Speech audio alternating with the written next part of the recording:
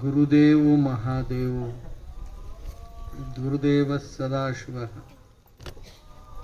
ಗುರುದೈವಾತ್ ಪರಂ ನಾಸ್ತಿ ತಸ್ಮೈ ಶ್ರೀ ಗುರವೇ ನಮಃ. ಕಾಖಂಡಕಿಯ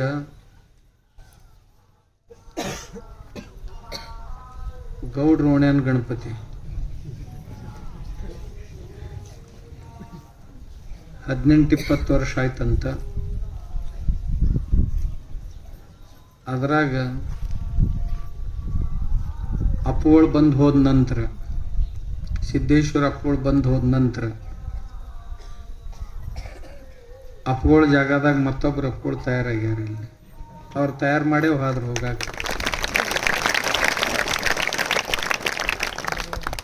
ಅವಾಗಿನಿಂದ ಊರು ವಾತಾವರಣ ಆಧ್ಯಾತ್ಮಿಕ ಆಗಿ ಪರಿವರ್ತನೆ ಆಯಿತು.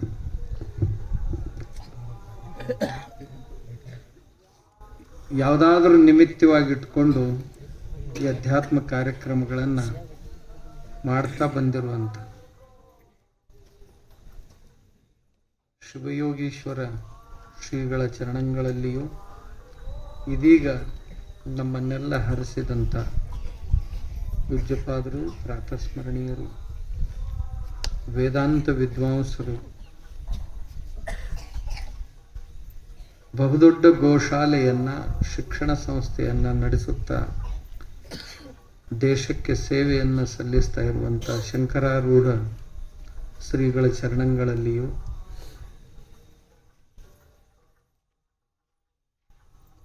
ಗಿರೀಶಾನಂದ ಸ್ವಾಮಿಗಳು, ಬಹುತೇಕ ನಿಮಗೆ ಬಹಳ ಪರಿಚಯ ಅದಾರ ಕಾಣುತ್ತೆ. ಅವ್ರ ಗೆಳೆಯರು ಇನ್ನೊಬ್ರು ಆಚೆ ಕಡೆ ಅದಾರ. ಶರಣಾನಂದ ಶ್ರೀಗಳು, ತಮ್ಮೆಲ್ಲರಿಗೂ ಅನಂತ ಶರಣು ಶರಣಾರ್ಥಿಗಳು.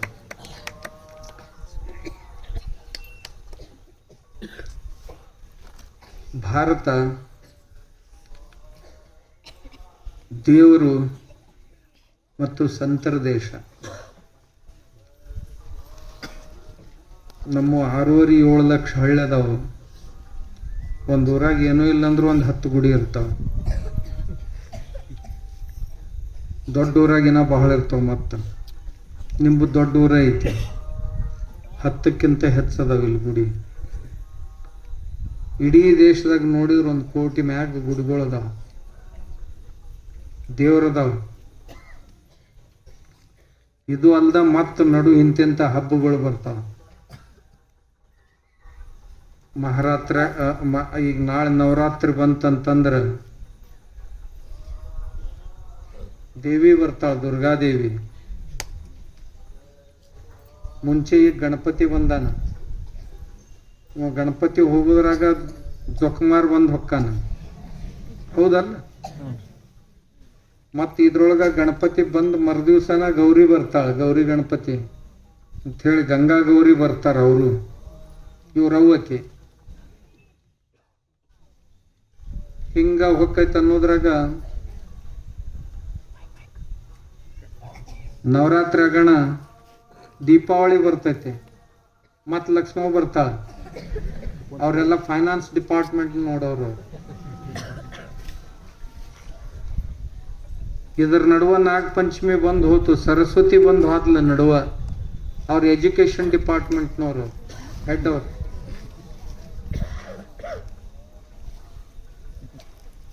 ದೇವಿ ದುರ್ಗಾದೇವಿ ಸಂರಕ್ಷಣಾ ವಿಭಾಗದ ಹೆಡ್, ರಕ್ಷಣಾ ಖಾತೆಯವರು ಅವರು. ಅಷ್ಟಾಗೋದ್ರಾಗ ಮತ್ತೆ ಶಿವರಾತ್ರಿ ಬರ್ತೈತಿ, ಶಿವ ಮಹಾದೇವನ ಹಬ್ಬದು. ಅದರ ನಡು ಒಳಗ ಇದೇ ತಿಂಗಳದಾಗ ಮೊನ್ನೆ ಕೃಷ್ಣಾಷ್ಟಮಿ ಬಂದು ಹೋಯಿತು. ಶ್ರೀಕೃಷ್ಣನ ಜಯಂತಿ ಉತ್ಸವ ಅದು. ಇಡೀ ದೇಶದ ತುಂಬ ಬಹಳ ದೊಡ್ಡ ಪ್ರಮಾಣದಲ್ಲಿ ಅದರ ಆಚರಣೆಯನ್ನು ಮಾಡ್ತಾರೆ. ಮುಂದ ಯುಗಾದಿ ಅಮಾವಾಸ್ಯೆ ಆತಂತಂದ್ರೆ 9 ದಿವಸಕ್ಕೆ ರಾಮನವಮಿ ಅಂತ, ರಾಮ ಹುಟ್ಟಿದ, ಶ್ರೀರಾಮಚಂದ್ರ ಹುಟ್ಟಿದ ದಿವಸ. ಅವಾಗ ಚೈತ್ರ ನವರಾತ್ರಿ ಅಂತ 9 ದಿವಸದ ಹಬ್ಬದ ಉತ್ತರ ಭಾರತದೊಳಗೆ ಭಾಳ ದೊಡ್ಡ ಹಬ್ಬ. ಚೈತ್ರದಿಂದ ಹಿಡ್ಕೊಂಡು ಫಾಲ್ಗುಣದ ತನನು ನಮ್ಮ ಕಡೆ ಹಬ್ಬಗಳ ತಿಂಗಳ. ಯಾಕಂದ್ರೆ ಯಾವಾಗಲೂ ನಮ್ಮ ಜೀವನ ಉಲ್ಲಸಿತವಾಗಿರ್ಬೇಕು, ಆನಂದವಾಗಿರ್ಬೇಕು. ಸಂಸಾರದಾಗ ಏನಾರ ಸಣ್ಣ ಪುಟ್ಟು ಘಟನೆಗಳು ಬಂದು ಮನಸ್ಸಿಗೆ ನೋವನ್ನು ಉಂಟು ಮಾಡಿರ್ತಾವು. ಅದರೊಳಗಿಂದ ನಾವು ಸಾವರಿಸ್ಕೋಬೇಕು, ಅದನ್ನು ಮರಿಬೇಕು. ಮರೆತ ದೇವರ ಪಾದಕ್ಕೆ ಏನಿದ್ದದ್ದನ್ನೆಲ್ಲ ಅರ್ಪಣೆ ಮಾಡಬೇಕು. ಮಾಡಿ ದೇವರ ಮತ್ತೆ ನಮ್ಮನ್ನು ಎದ್ದು ನಿಲ್ಲಂಗೆ ಮಾಡಪ್ಪ ಅಂತ ಪ್ರಾರ್ಥಿಸ್ಬೇಕು. ಅದರ ಸಲುವಾಗಿ ಇವೆಲ್ಲ ಹಬ್ಬಗಳನ್ನು ಕೊಟ್ಟು ನಮ್ಮ ದೇಶದಾಗ ಎಷ್ಟು ಹಬ್ಬದಾವ ಅಷ್ಟು ಹಬ್ಬಗಳು ಎಲ್ಲಿ ಯಾವ ದೇಶದಾಗೂ ಇಲ್ಲ. ನೀವು ಈ ಕಡೆ ಯುರೋಪ್ದಾಗ ಹೋದ್ರಿ ಅಂದ್ರೆ ಅಡ್ಡ ಹಬ್ಬ, ಒಂದು ಗುಡ್ ಫ್ರೈಡೆ, ಒಂದು ಕ್ರಿಸ್ಮಸ್ಸು. ಅವ ಕೃಷ್ಣ ಹುಟ್ಟಿದ ದಿವಸ ಒಂದು, ಇದು ಯೇಸು ಹುಟ್ಟಿದ ದಿವಸ ಒಂದು, ಆಮ್ಯಾಗ ಅವನು ಶಿಲುಬೆಗೆ ಏರಿಸಿ 3 ದಿವಸಕ್ಕೆ ಇಳಿಸ್ತಾರ. ಇಳಿಸಿಂದ ನಾವು ಮತ್ತೆ ಹೊಳ್ಳಿ ಜೀವಂತ ಆದ್ನಂತ. ಅದು ಗುಡ್ ಫ್ರೈಡೆ. ಅವತ್ತ ಶುಕ್ರವಾರ ಇತ್ತಂತ, ಅದಕ್ಕೆ ಅದನ್ನ ಗುಡ್ ಫ್ರೈಡೆ. ಇವು ಅಡ್ಡ ಹಬ್ಬ, ಉಳಿದು ಏನಿಲ್ಲ. ಏನು ಇನ್ನೊಂದಿನ ಅರಬ್ ದೇಶದಾಗ ಹೋದ್ರಿ ಅಂತಂದ್ರೆ ಅಲ್ಲಿನೂ ಒಂದು 2-3 ಹಬ್ಬ ಅಷ್ಟ, ಮತ್ತೆ ಯಾವಿಲ್ಲ. ನಮ್ಮ ಕಡೆ ಹಬ್ಬಗಳು ಕೊರತೆನೇ ಇಲ್ರಿ. ಹಿಂಗ ಒಂದೇನ್ರ ಕೆಲಸ ಶುರು ಮಾಡ್ಯಾವಂದ್ರ ಆ ಕೆಲಸ ಮಾಡೋರು ಮಾಡಿಸ್ಕೊಳ್ಳೋರು ಎಲ್ಲರೂ ಎಲ್ಲಿ ಹೋಗ್ಯ, ಹಬ್ಬ ಐತ್ರಿ, ಹಬ್ಬದಾಗ ಐತ್ರಿ ಮಂದಿ ಅಂತ. 12 ತಿಂಗಳು ಹಬ್ಬದಾಗ.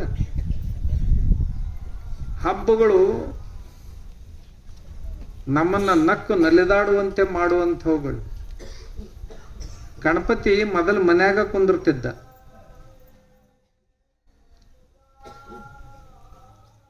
1920ಕ್ಕಿಂತ ಮುಂಚೆ ನಾವು ಯಾವಾಗಲೂ ದೇವ್ರನ್ನ ಹೊರಗೆ ತಂದವರಲ್ಲ. ನಮ್ಮ ದೇಶದ ಜನ ಜಗಲಿ ಮ್ಯಾಗ ಇರಬೇಕು, ನಮ್ಮ ಭಕ್ತಿ ನಮ್ಮಿದು ನಮ್ಮ ಮನ್ಯಾಗ ಇರಬೇಕು ಅಂತ ಬಹಳ ಕಟ್ಟುಪಾಡುಗಳನ್ನು ಹಾಕಿಕೊಂಡಂಥವ್ರು.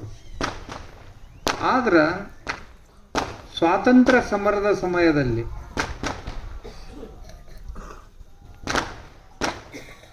ಜನರು ಒತ್ತಟ್ಟಿಗೆ ಬರಬೇಕು. ಅವರಿಗೆ ಈ ಬ್ರಿಟಿಷರು ನಮ್ಮ ಮೇಲೆ ಮಾಡ್ತಾ ಇರುವಂಥ ಅನ್ಯಾಯ ಅತ್ಯಾಚಾರಗಳನ್ನು ತಿಳಿಸ್ಬೇಕು. ತಿಳಿಸಿ ಯುವಕರನ್ನ ಹುರಿದುಂಬಿಸಿ ಬಡದೆಬ್ಬಿಸಿ ಆ ಬ್ರಿಟಿಷರ ವಿರುದ್ಧ ಹೋರಾಟ ಮಾಡಕ್ಕೆ ಮಾಡಬೇಕಾದಂಥ ಒಂದು ದೊಡ್ಡ ಆಹ್ವಾನ ನಮ್ಮ ಎದುರಿಗಿತ್ತು. ಅದರ ಸಲುವಾಗಿ ದಕ್ಷಿಣದಲ್ಲಿ ಬಾಲಗಂಗಾಧರ ತಿಲಕರು, ಬಂಗಾಲದೊಳಗ ರವೀಂದ್ರನಾಥ ಟ್ಯಾಗೋರ್ ನಿರ್ಣಯ ಮಾಡಿದ್ರು, ನೀವು ಗಣಪತಿನ ಶಿವಾಜಿಯನ್ನ ಹೊರಗೆ ತಗೊಂಡು ಬರ್ರಿ, ನಾ ದೇವಿ ಭಗವತಿಯನ್ನ ದುರ್ಗಾ ಪರಮೇಶ್ವರಿಯನ್ನು ಹೊರಗೆ ತರ್ತೀನಿ ಅಂತ. ಅವ್ರು ಕಲ್ಕತ್ತಾದಾಗ ಸಾರ್ವಜನಿಕ ನವರಾತ್ರೋತ್ಸವಗಳನ್ನು ಆರಂಭ ಮಾಡಿದ್ರು. ಲಕ್ಷಗಟ್ಟಲೆ ಜನ ಸೇರಕತ್ತಿದ್ರು. ಅವ್ರು ಸೇರಿದ ಕೂಡಲೇ ಹೋಗಿ ಈ ಬ್ರಿಟಿಷರ್ ಕುರಿತಾದಂಥ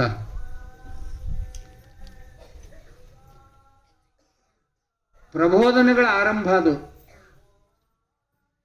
ದಾರಿ ಬಿಡ್ರಿ ಅಮ್ಮ ಅವ್ರಿಗೆ.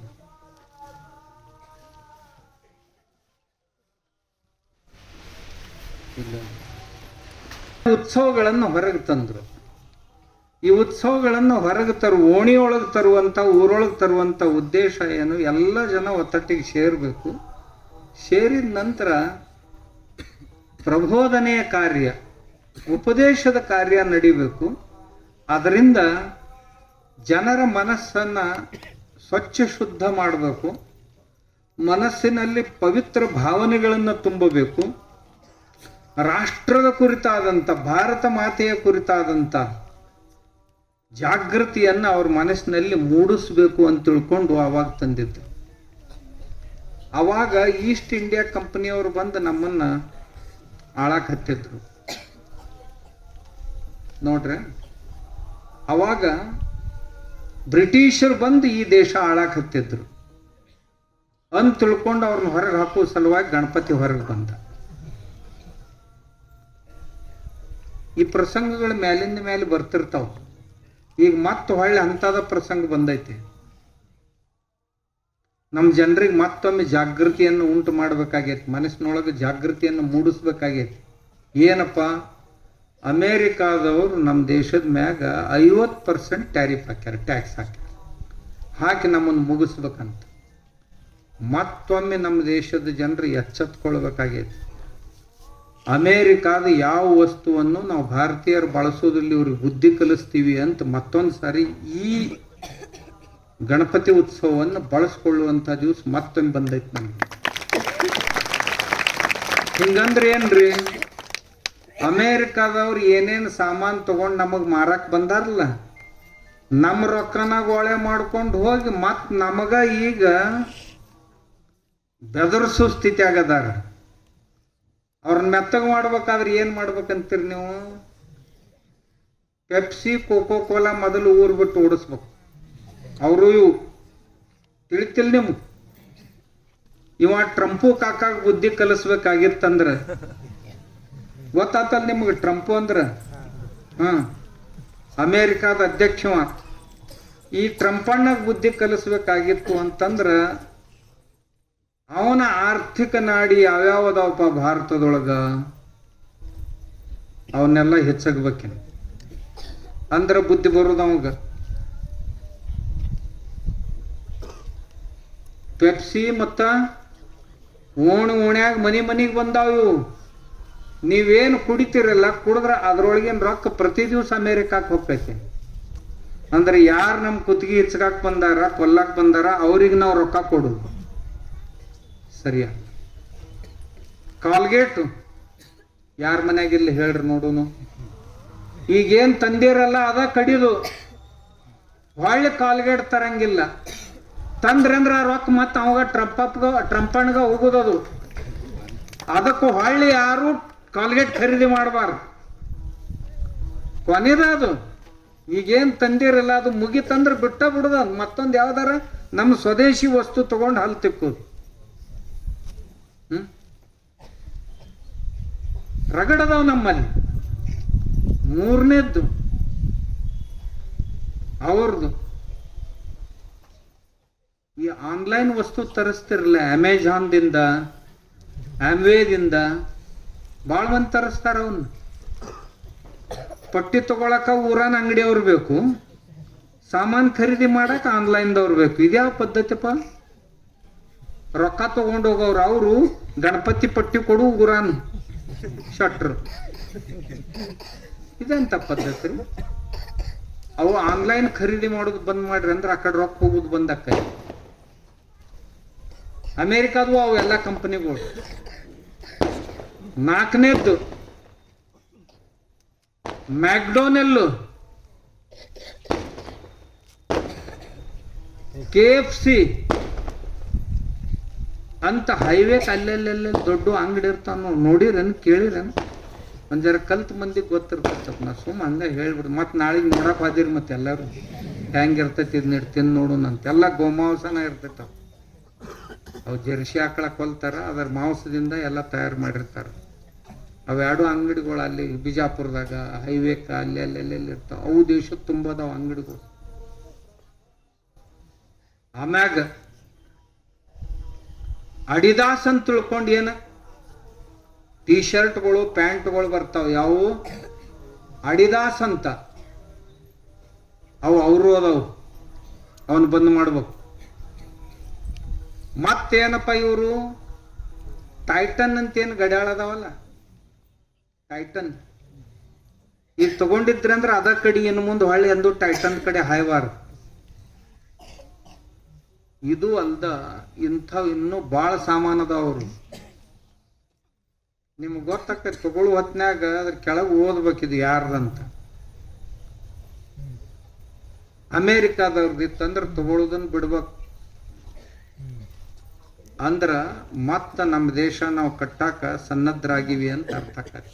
ಇಷ್ಟಾಗಿವಲ್ಲಿ ಗಟ್ಟಿಯಾಗಿ ಒದ್ದಾಡಕತ್ತೈತದು ಅಮೇರಿಕಾದ ಅಧ್ಯಕ್ಷ. ಯಾಕಾರ ನಾ ಇವ್ರಿಗೆ ಟ್ಯಾರಿಫ್ ಹಾಕಿದೆ, ನಾ ಹಾಕಿದ್ರಿ ಇವ್ರು ಸೊಂಟ ಮುರಿತ ತಿಳ್ಕೊಂಡಿದ್ದೆ, ಇವ್ರು ನಾನು ಸೊಂಟನ ಮುರಿಯಾಕ ಹೊಂಟಾರ ಅಂತ ಅನಿಸ್ಬೇಕು ಅವಾಗ. ಹಂಗ ಮಾಡ್ಬೇಕು ನೀವು ಎಲ್ಲಾರು ಹಳ್ಳಿ ಮಂದಿ. ಯಾಕಂದ್ರೆ ನಿಮ್ಮ ಕೈಯಾಗ ಏನು ಕಡಿಮೆ ಇಲ್ಲ. ನಿಮ್ಮ ಊರಾಗಿಂದ ಪ್ರತಿ ದಿವಸ ಲಕ್ಷಗಟ್ಲೆ ಹಣ, ಬರೀ ಕಾಕಂಡಿಕೆಯಿಂದನ ಲಕ್ಷಗಟ್ಲೆ ಹಣ ಅಮೇರಿಕಾಕ್ಕೆ ಹೋಗ್ತೈತೆ ಪ್ರತಿ ದಿವಸ. ಇಂಥವು 6,40,000 ಹಳ್ಳಿ ಅದಾವ ನಮ್ಮಲ್ಲಿ, ಶಹರಗಳನ್ನು ಬಿಟ್ಟು. ಎಲ್ಲರೂ ಮನಸ್ಸು ಮಾಡಿದ್ರೆ ಸೊಂಟ ಮುರಿಲಕ್ಕಿಲ್ಲನು ಒಂದು ದೀನ್ ನಮಸ್ಕಾರ ಹಾಕೊಟ್ಟ ಬಂದಾನ ಮಗ ಅವ. ನಮ್ಮ ಗಣಪತಿ ಉತ್ಸವಗಳನ್ನು ಇದಕ್ಕೆ ಬಳಸ್ಕೋಬೇಕಾಗೈತಿ. ಮತ್ತೊಂದ್ಸಾರಿ ಅಂತ ಪ್ರಸಂಗ ಬಂದ. ನಮ್ಮ ಉತ್ಸವಗಳು, ನಮ್ಮ ದೇವರು ನಮಗೆ ಯಾವಾಗಲೂ ಉತ್ಸಾಹವನ್ನು ತುಂಬುವಂಥವು. ನಾವು ಗಣಪತಿಯಿಂದ ಕಲಿಬೇಕಾದದ್ದು ಏನು? ತಂದೆ ತಾಯಿಗಳನ್ನು ಗೌರವಿಸುವುದನ್ನು ಕಲಿಬೇಕು. ತಂದೆ ತಾಯಿಗಳನ್ನು ಗೌರವಿಸುವುದನ್ನು ಕಲಿಸುವಂಥವನು ಯಾರು ಅಂದ್ರೆ ನಮ್ಮ ಗಣಪತಿ. ಯಾವಾಗ ನೀವು ಗಣೇಶ ಉತ್ಸವ ಮಾಡ್ತಿರಲ್ಲ, ಅವಾಗ ನಾವು ಯಾಕೆ ಮಾಡಬೇಕು, ಏನನ್ನ ತಗೋಬೇಕಿದ್ರೊಳಗೆ ಗಣಪತಿಯಿಂದ ಅಂದ್ರೆ, ಅವ ಇಲಿ ಮ್ಯಾಗ ಕುಂತ್ಕೊಂಡು ಅವ್ರ ಅಪ್ಪ ಅವ್ರವಾಗ 3 ಸುತ್ತ ಹಾಕಿ ಪೃಥ್ವಿನ ಸುತ್ತ ಹಾಕಿನಿ ಅಂದಿದ್ನಂತ. ನೀವು ಕೇಳಿರಲ್ಲ, ದಿನ ಕೇಳ್ತೇವೆ. ಇದ್ರ ಅರ್ಥ ಏನಪ್ಪ? ತಕ್ಕಡಿ ತಗೋರಿ, ಒಂದು ಪರಡ್ಯಾಗ ಪೃಥ್ವಿ ಇಡ್ರಿ, ಮತ್ತೊಂದು ಪರಡ್ಯಾಗ ಅಪ್ಪ ಅವನ್ನ ಕುಂದ್ರಸ್ರಿ. ಪೃಥ್ವಿನ ಮ್ಯಾಗ ಐತೆ ಹೊರತು ಪೃಥ್ವಿ ಕೆಳಗೆ ಇಳಂಗಿಲ್ಲ. ಅವು ಅಪ್ಪನ ಪರಡಿ ಏನೈತೆ ಅದು ತೆಳಗ ಕುಂದಿರ್ತೈತೆ, ಅದು ಮ್ಯಾಗ ಬರಂಗೇ ಇಲ್ಲ. ಅಷ್ಟು ತೂಕ ಈ ಪೃಥ್ವಿಗಿಲ್ಲ, ಅವರಿಬ್ಬರಲ್ಲಿದ್ದಷ್ಟು. ಯಾಕ?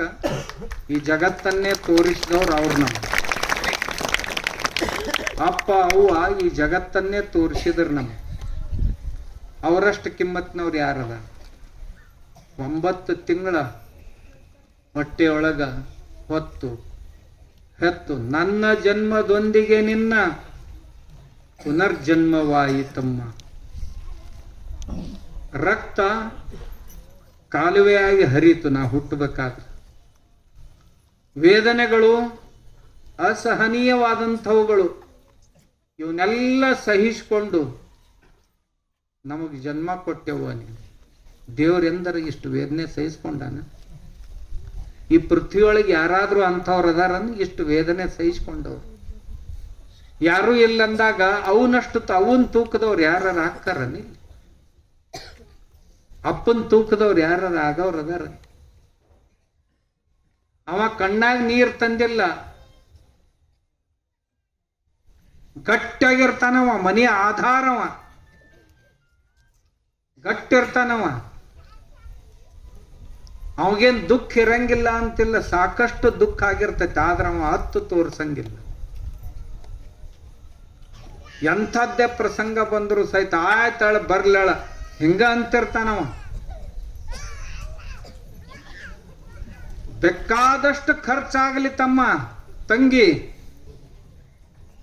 ನೀ ಕಲಿ, ನಾ ಕಲಿಸ್ತೀನಿ, ಎಷ್ಟ್ಯಾಕ ಅನ್ನೂಲ್ ಇರೋಲ್ದಕ್ಕ ಅಂತ ಗಟ್ಟಿಯಾಗಿ ನಿಂದ್ರವ. ಅವ ಬಿಸಿಲ, ಮಳಿ, ಗಾಳಿ, ಚಳಿ ಅನ್ಲಾರ್ದ ಹಗಲು ರಾತ್ರಿ ಕೆಲಸ ಮಾಡಿ ನಮ್ಮನ್ನ ಬೆಳೆಸಿ ದೊಡ್ಡವನ್ ಮಾಡಿದವ.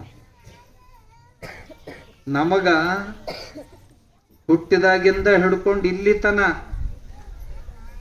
ಅವು ಅಂದ್ರೇನು, ಅಪ್ಪ ಅಂದ್ರೇನು, ಅಣ್ಣಂದ್ರೇನು, ತಮ್ಮಂದ್ರೇನು, ಮಾವಂದ್ರೇನು, ಅಳಿಯ ಅಂದ್ರೇನು, ಚಿಕ್ಕಪ್ಪ ಅಂದ್ರೇನು, ಚಿಗವ್ವ ಅಂದ್ರೇನು, ಎಲ್ಲ ಸಂಬಂಧಗಳನ್ನು ಕಲಿಸಿಕೊಟ್ಟವ್ರು ಇವರ.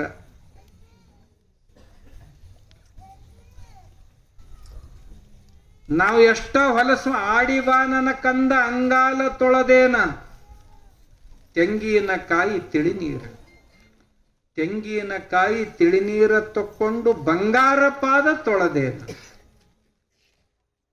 ಇವ ಬೆಡ ಈ ಹುಡುಗಿ ಸಾಣದಿದ್ದಾಗ ಅಲ್ಲೇ ಹೊರಕಡೆಗೆ ಮಾಡಿ ಅದ್ರಾಗ ಹೊಳ್ಳಾಡ್ತಿತ್ತು, ಕೈಲೇನು ಕಿವಿಸ್ತಿತ್ತು, ಗೊತ್ತಿರ್ಲಿಲ್ಲ ಇದಕ್ಕ ಏಷ್ಗಂತಾರಂತ.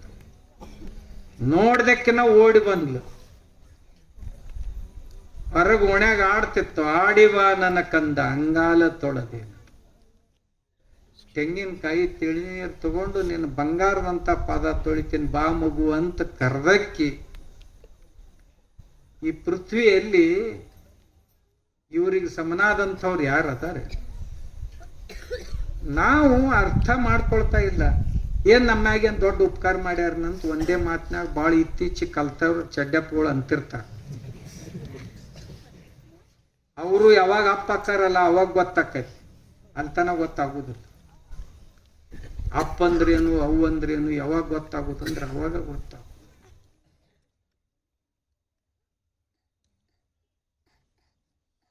ನಮಗ್ ಚಲೋ ಪ್ಯಾಂಟ್ ಶರ್ಟ್ ತಗೊಂಡು ಕೊಟ್ಟು ಅವ್ವ ಹೊಸ ಬಟ್ಟೆ ತಗೊಳ್ಳಾರ್ದ ಮಕ್ಕಳಿಗೆ ಹೊಸ ಬಟ್ಟೆ ತಗೋತಾರೆ. ಪರಿಸ್ಥಿತಿ ಸರಿ ಇರ್ಲಿಲ್ಲ ಅಂದ್ರೆ ಯವ್ವ ನೀ ಯಾಕೆ ತಗೊಂಡಿಲ್ಲ ಅಂದ್ರೆ ನನ್ನ ಟ್ರಂಕ್ ತುಂಬ್ಯಾವ, ಹಳಿವು ಭಾಳ ಅದಾವ ಅಂತ. ಹಳಿವು ಇಲ್ಲದು, ಎರಡೂ ಇಲ್ಲ ಟ್ರಂಕ್ನ್ಯಾಗ. ಸುಳ್ಳು ಹೇಳ್ತಾವ. ಊಟ ಮಾಡ್ಸಾಗ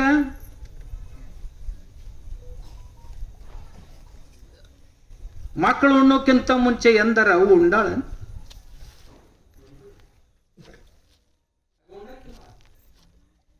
ಮಕ್ಕಳು ಮಲ್ಕೊಳ್ಳೋಕ್ಕಿಂತ ಮುಂಚೆ ಅವು ಎಂದರ ಮಕ್ಕೊಂಡಾಳ. ಅದಕ್ಕಂತ ಇವ್ರ ತೂಕಕ್ಕಿನ್ ಯಾರು ಸರಿ ಬರೋರ. ಗಣಪತಿ ಹೇಳಿದಂತ ಸಂದೇಶ ನಮ್ ಜಗತ್ನಾಗ ನಮ್ಮ ಅಪ್ಪ ನಮ್ಮ ಊರು ಸರಿ ಯಾರು ಬರಕ್ ಸಾಧ್ಯ ಇಲ್ಲ ಅಂತ ಹೇಳಿ ನಾವು ಗಣಪತಿ ನಮಗೆ ಕಂಡು ಕೂಡಲೇ ನಾವ್ ಏನ್ ಮೊದಲನೇ ತತ್ವ ತಿಳ್ಕೋಬೇಕು ಅಂದ್ರ ತಂದೆ ತಾಯಿಗಳನ್ನ ಆರಾಧಿಸುವಂತ ಮನುಷ್ಯ.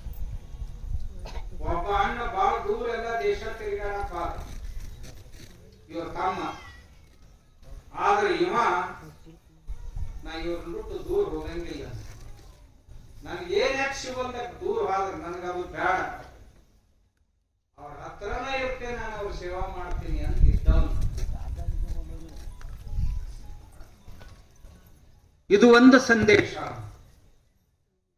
ಎರಡನೇ ಸಂದೇಶ ಏನು ಗಣಪತಿಯನ್ನ ನೋಡಿದ್ರೆ ನಿಮಗೆ ಕಾಣುವುದು ಅಂತಂದ್ರ ಅವನ ಕೈಯೊಳಗ ಒಂದು ಕೈಯೊಳಗ ಮೋದಕ ಐತಿ. ಸಿಹಿಯನ್ನೇ ಹಂಚುವವನು, ಮತ್ತೊಬ್ಬರಿಗೆ ಕಹಿಯನ್ನ ಹಂಚುವುದು ಅವನ ಸ್ವಭಾವ ಅಲ್ಲ. ಸಿಹಿಯನ್ನೇ ನಾನು ಇನ್ನೊಬ್ಬರಿಗೆ ಕೊಡ್ತೀನಿ, ಕಹಿಯನ್ನು ಕೊಡುವಂತವಲ್ಲ. ನಾವು ಗಣಪತಿಯನ್ನ ನೋಡಿದ ಕೂಡಲೇ ಕಹಿಯನ್ನ ನಾವು ನುಂಗಕ್ಕೆ ಕಲಿಬೇಕು, ಮತ್ತೊಬ್ಬರಿಗೆ ಹಿತವನ್ನುಂಟು ಮಾಡಬೇಕು. ನಮ್ಮದು ಏನಕ್ಕಾಗೋದಕ್ಕ ಜಗವೆಲ್ಲ ನಗುತ್ತಿರಲಿ ಜಗದಳವು ನನಗಿರಲಿ ಅಂತೇನು ಹಾಡ್ಕೊಂಡು ಬಂದ್ರಲ್ಲ, ಹಂಗೇನಿದ್ದದ್ದು ನಾ ಸನ್ ಮಾಡ್ಕೋತೀನಿ, ಎಲ್ಲರೂ ನಕ್ಕೊಂತ ಇರಲಿ. ಮತ್ತೊಬ್ಬರಿಗೆ ಒಳ್ಳೆಯದನ್ನೇ ಕೊಡಬೇಕು, ಕಹಿಯನ್ನು ಕೊಡಬಾರ್ದು ಅನ್ನೋದನ್ನ ನಾವು ತಿಳ್ಕೋಬೇಕು. ಗಣಪತಿ ನೋಡಿದ್ವಿ. ಗಣಪತಿ ಕೈಯೊಳಗ ಒಂದು ಲೇಖನಿ ಇದೆ ಬಲಗೈಯಲ್ಲಿ. ಆ ಲೇಖನಿ ಎಂಥದ್ದು ಅಂದ್ರ ತನ್ನದೇ ಆದಂತ ಹಲ್ಲು ಮುರಿದು ಕೈಯಾಗ ಹಿಡ್ಕೊಂಡಾನ. ಎದಕ್ಕೆ ಹಿಡ್ಕೊಂಡಾನ ಅಂದ್ರೆ ಮಹಾಭಾರತ ಬರ್ಯಾಕ ಹಿಡ್ಕೊಂಡಾನ. ವ್ಯಾಸ ಮಹರ್ಷಿಗಳು ಮಹಾಭಾರತ ಬರಿಬೇಕಾಗಿತ್ತು. ಯಾರು ವಿದ್ವಾಂಸರು ಅದಾರಂತ ನಾ ಹೇಳಿದ್ದನ್ನು ಬರೆಯವರು ಅಂತ ಹೇಳಿದಾಗ ಒಬ್ಬ ಮಹಾಪುರುಷ ಹೇಳಿದ್ನಂತ, ಈ ಕೆಲಸಕ್ಕೆ ಗಣಪತಿ ಬಾಳ ಯೋಗ್ಯ ಮನುಷ್ಯ. ಗಣಪತಿ ಕೇಳಿದ ಕೂಡಲೇ ಬರಿತೀಯನ್ಪ. ನಾ ಬರಿತೀನ್ರಿ, ಆದ್ರೆ ಶುರು ಮಾಡಿದ್ನಂದ್ರೆ ನಡು ನಿಂದ್ರಂಗಿಲ್ಲ. ಮತ್ತೆ ನಾವು ಊಟ ಪಾಠ ಮಾಡು ಅದು ನಮ್ಗೇನು ಹೇಳ್ಬೇಡ್ರಿ. ಅದು ನನ್ನ ನಾವೊಂದು ಶುರು ಮಾಡಿದೆವು ಅಂದ್ರೆ ನಿಂದ್ರವ್ರ. ಮತ್ ನಮಗೊಂದ್ ಜರ ಆರಾಮ ವಿಶ್ರಾಂತಿ ಅದು ಮಾಡಿ ಬರುವ ಅದೇನ್ ನಮ್ಗೇನ್ ಹೇಳ್ಬೇಡ್ರಿ. ನಾವೊಂದು ಶುರು ಮಾಡಿದ್ನಂದ್ರೆ ಗ್ರಂಥ ಮುಗ್ದಿಂದ ಬಿಡ. ಆದ್ರ ವ್ಯಾಸ ಮಹರ್ಷಿಗಳು ಹೇಳಿದ್ದು ನೀ ಮಾಡು, ಆದ್ರೆ ತಿಳಿದು ಬರೀತು ಬಾ, ತಿಳಿಲಾರ್ದನ್ ಬರ್ಯಾಕ್ ಹೋಗ್ಬೇಡ. ನೀ ಮೊದಲ ಅರ್ಥ ಮಾಡ್ಕೊ, ನಿನಗ ಅರ್ಥ ಆತಂದ್ರೆ ಬರಿ ಅಂತ. ಅವಾಗ ನಡುವ ಕಠಿಣ ಶ್ಲೋಕಗಳನ್ನ ಹೇಳಿಬಿಡ್ತಿದ್ರು. ಅವು ಕಠಿಣ ಶ್ಲೋಕಗಳಂದ್ರೆ ಬೆಡಗಿನ ವಚನಿದ್ದಂಗ. ಈಗ ಹಾಡ್ತಿರಲ್ಲ ನೀವು, ಕೋಡಗನ್ನ ಕೋಳಿ ನುಂಗಿತ್ತ ನೋಡವ್ವ ತಂಗಿ, ಕೋಡಗನ್ನ ಕೋಳಿ ನುಂಗಿತ್ತ ಅಂತ ಹೇಳುದಿಲ್ರಿ, ಹಾಡೋದಿಲ್ರಿ. ಕೋಡಗ ಅಂದ್ರ ಮಂಗ್ಯ, ಮಂಗ್ಯ ಅಂದ್ರ ಮನಸ್ಸು. ಆ ಮನಸ್ಸನ್ನ ಕೋಳಿ ನುಂಗಿತ್ತಂತ. ಕೋಳಿ ಅಂದ್ರೆ ಬೆಳಕಿನ ಜ್ಞಾನ ಉಳ್ಳದ್ದು ಅಂತ. ಬೆಳಕು ಅಂದ್ರೆ ಆತ್ಮ, ಪರಮಾತ್ಮನ ಜ್ಞಾನ ಉಳ್ಳಂಥ ಈ ಜ್ಞಾನ ಆ ಚಂಚಲವಾದಂಥ ಮನಸ್ಸನ್ನು ನುಂಗಿ ಹಾಕಿತ್ತು ಅಂತ ನಾವು ಹಾಡ್ತೀವಲ್ಲ, ಕೋಡಗನ್ನ ಕೋಳಿ ನುಂಗಿತ್ತ ಅಂತ. ಹಂಗಪ್ಪ ಇದು. ಇವರು ಶ್ಲೋಕಗಳನ್ನು ಹೇಳ್ತಿದ್ರಂತೆ ಎಂಥವು.